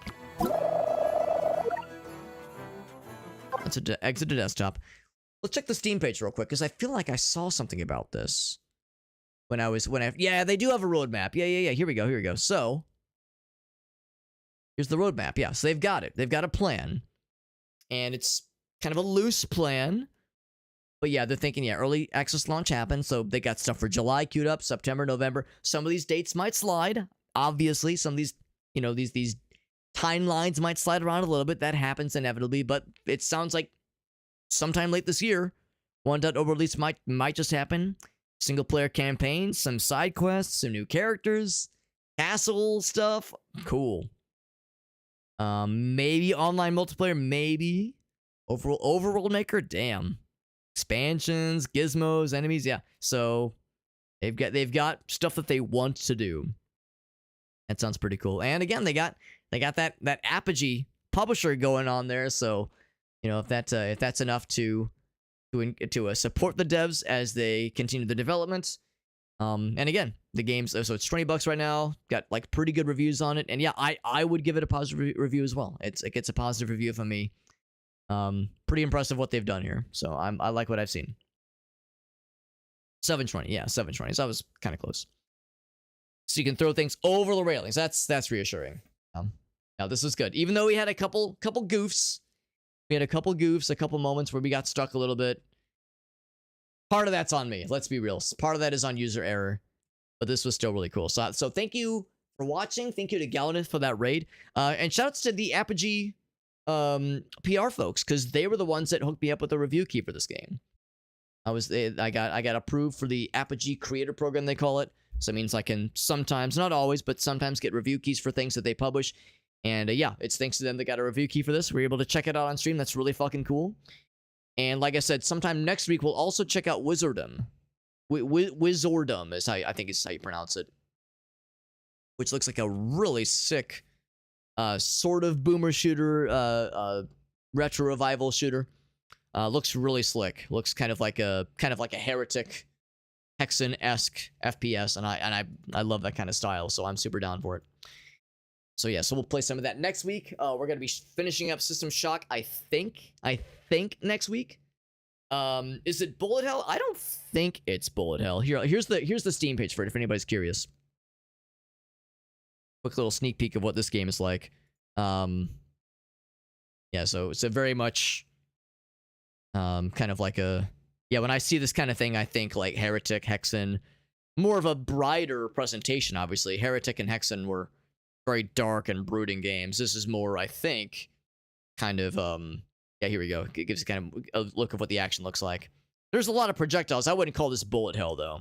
I think it looks dope, though. I think this looks sick. Yeah, kind of Doom-like, kind of, sort of. Casting spells. You've got mana. You've got ammo for your spells and your projectiles. I love this shit, man. I love this kind of thing. So yeah, I'm excited to try it out. Back to webcam mode. So yeah, we'll play some of that next week. We'll probably, hopefully, finish up System Shock. What else? I think there's one other thing. I'll have to check my notes. There was one other thing that I'm kind of nesting on as far as things for the future. And we got Void Crew tomorrow, by the way. Void Crew on the morrow. So if you enjoyed the Void Crew stream we did with Mallory and Aaron last Saturday, we'll be doing more of that tomorrow with Mallory and Aaron and Unstable, who was hanging out with us earlier. So we'll do that tomorrow. And then most likely, and of course, Monday, Tuesday, Thursday stream next week. I know Monday streams have been kind of all over the place, but the plan is to stick with Monday, Tuesday, Thursday. And then, yeah, so like I said, we'll definitely check out Wizardom, System Shock for sure. And yeah, I'll have to double check my notes. I might have a couple of other things that I'm kind of sitting on for future streams. As far as like, review keys and the airdrop campaigns, that kind of thing. Yeah, there's a couple things I need to go back for at some point to double check that is. But anyway, thank you for watching, friends. We're gonna find a raid target. We're not done just yet. Gotta find a raid target. I know El Galso said Trash Nail is live. She's always fun. We've raided her a number of times. She's always cool. Now Plotsky is live. I don't think I've rated Plotsky in a long time. He's doing the RoboCop game, and that game looks dope AF. He's been live for 8 hours. So he might be wrapping up fairly soon. Trash Nail only has been live for an hour, so she might be going for a bit. She's probably the safer choice.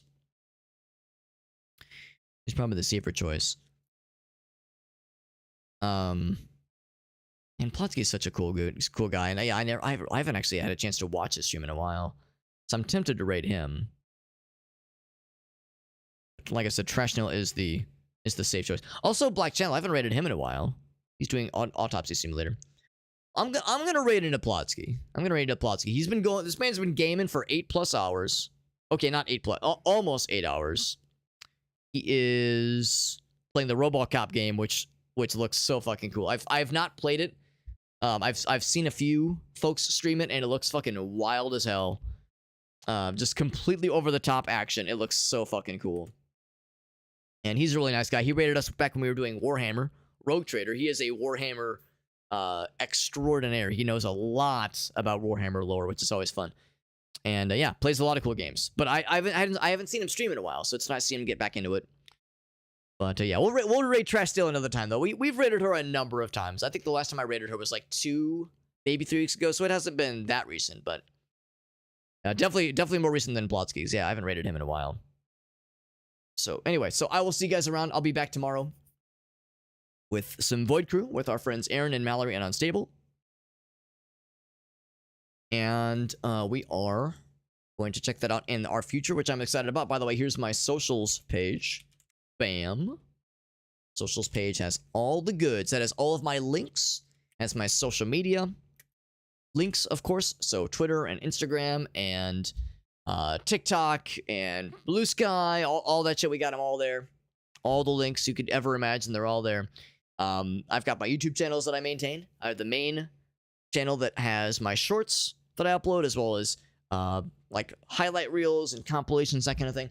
And then we have the alternate YouTube channel, which is a stream archive channel. I do multi-stream to TikTok and YouTube and Facebook and Trovo, so I have accounts there, of course. And then I have the Discord server. The Discord server is the big one because, of course, that's the best way to keep up with myself and others in our community outside of streams. But the big one is for giveaways. We do giveaways maybe once every other week. We're actually going to be doing some giveaways next week. We're going to have one extra key for Questmaster. The game we just played tonight, we're going to have one extra key to give away on Friday of next week. That's the plan. Friday of next week, we're going to be doing a giveaway for one Steam key for Questmaster, and then I think 4 Steam keys for Void Crew. 4 Steam keys for Void Crew. Holy shit. So if any of that catches your eye, tickles your pickle, catches your pickle even, then head over to our Discord server and then post into the giveaway channel that you want to be entered into. It'll be a raffle, of course, and it's maximum 1 raffle ticket per person. And to be entered, you just post a message into the giveaway channel, and you're entered. Nice and easy. No purchasing necessary, no money down, nothing like that. Just type your name into the thing, and you're good. Or not your name, but just type a message into the thing, and you're good. So yeah, join the Discord server, and you have to pass through some verification steps, of course. I think there's an email verification, couple things to make sure you're a real person, but otherwise, you are off to the races, friends. So anyway, we're gonna raid Plotsky, and like I said, the links to all those things and more are in the socials page. Plotsky raid incoming, friends. Incoming in Plotsky raid. Hope you're down for some RoboCop action, because that game looks fucking wild and is, like I said, so over the top and so silly. Make sure you're not smuggling anything. Make sure you're not smuggling any contraband into this Discord server, or else we'll get you ass. Oh, there was a hydrate. Hold on. Go back to hydrate, or go back to webcam mode. Hydrate cam, here we go. Cheers, that's the good boy juice right there. That's how you know we did it right, friends. Thank you for the hydrate. And we're going to wrap it up here. Thanks again, friends. Thanks for hopping in. Thanks to Gallanith for the raid. Really appreciate you guys for hanging out. And like I said, some Void Crew action tomorrow with Mallory and Aaron and Unstable. So if that sounds cool to you, make sure to pop in. We're going to be starting at about 7 p.m. tomorrow. I know Mallory, she'll have to go to bed like kind of early tomorrow. But I think Unstable and Koala, Baritone, and myself will probably still be able to keep it going as a 3-man group for a bit afterwards. So it'll be a legit stream for sure. Have a good night, friends. Thanks again. I'll see you around, and enjoy Plotsky. I'll see you there. Good night, friends.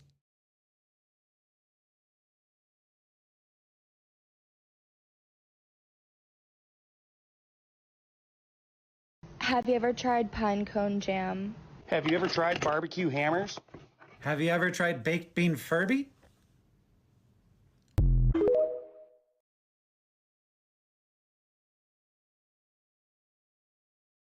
Partner. Robo, Lewis was looking for you. She's in the locker room. Oh, Super Hobbit, there you go, mate. Mate.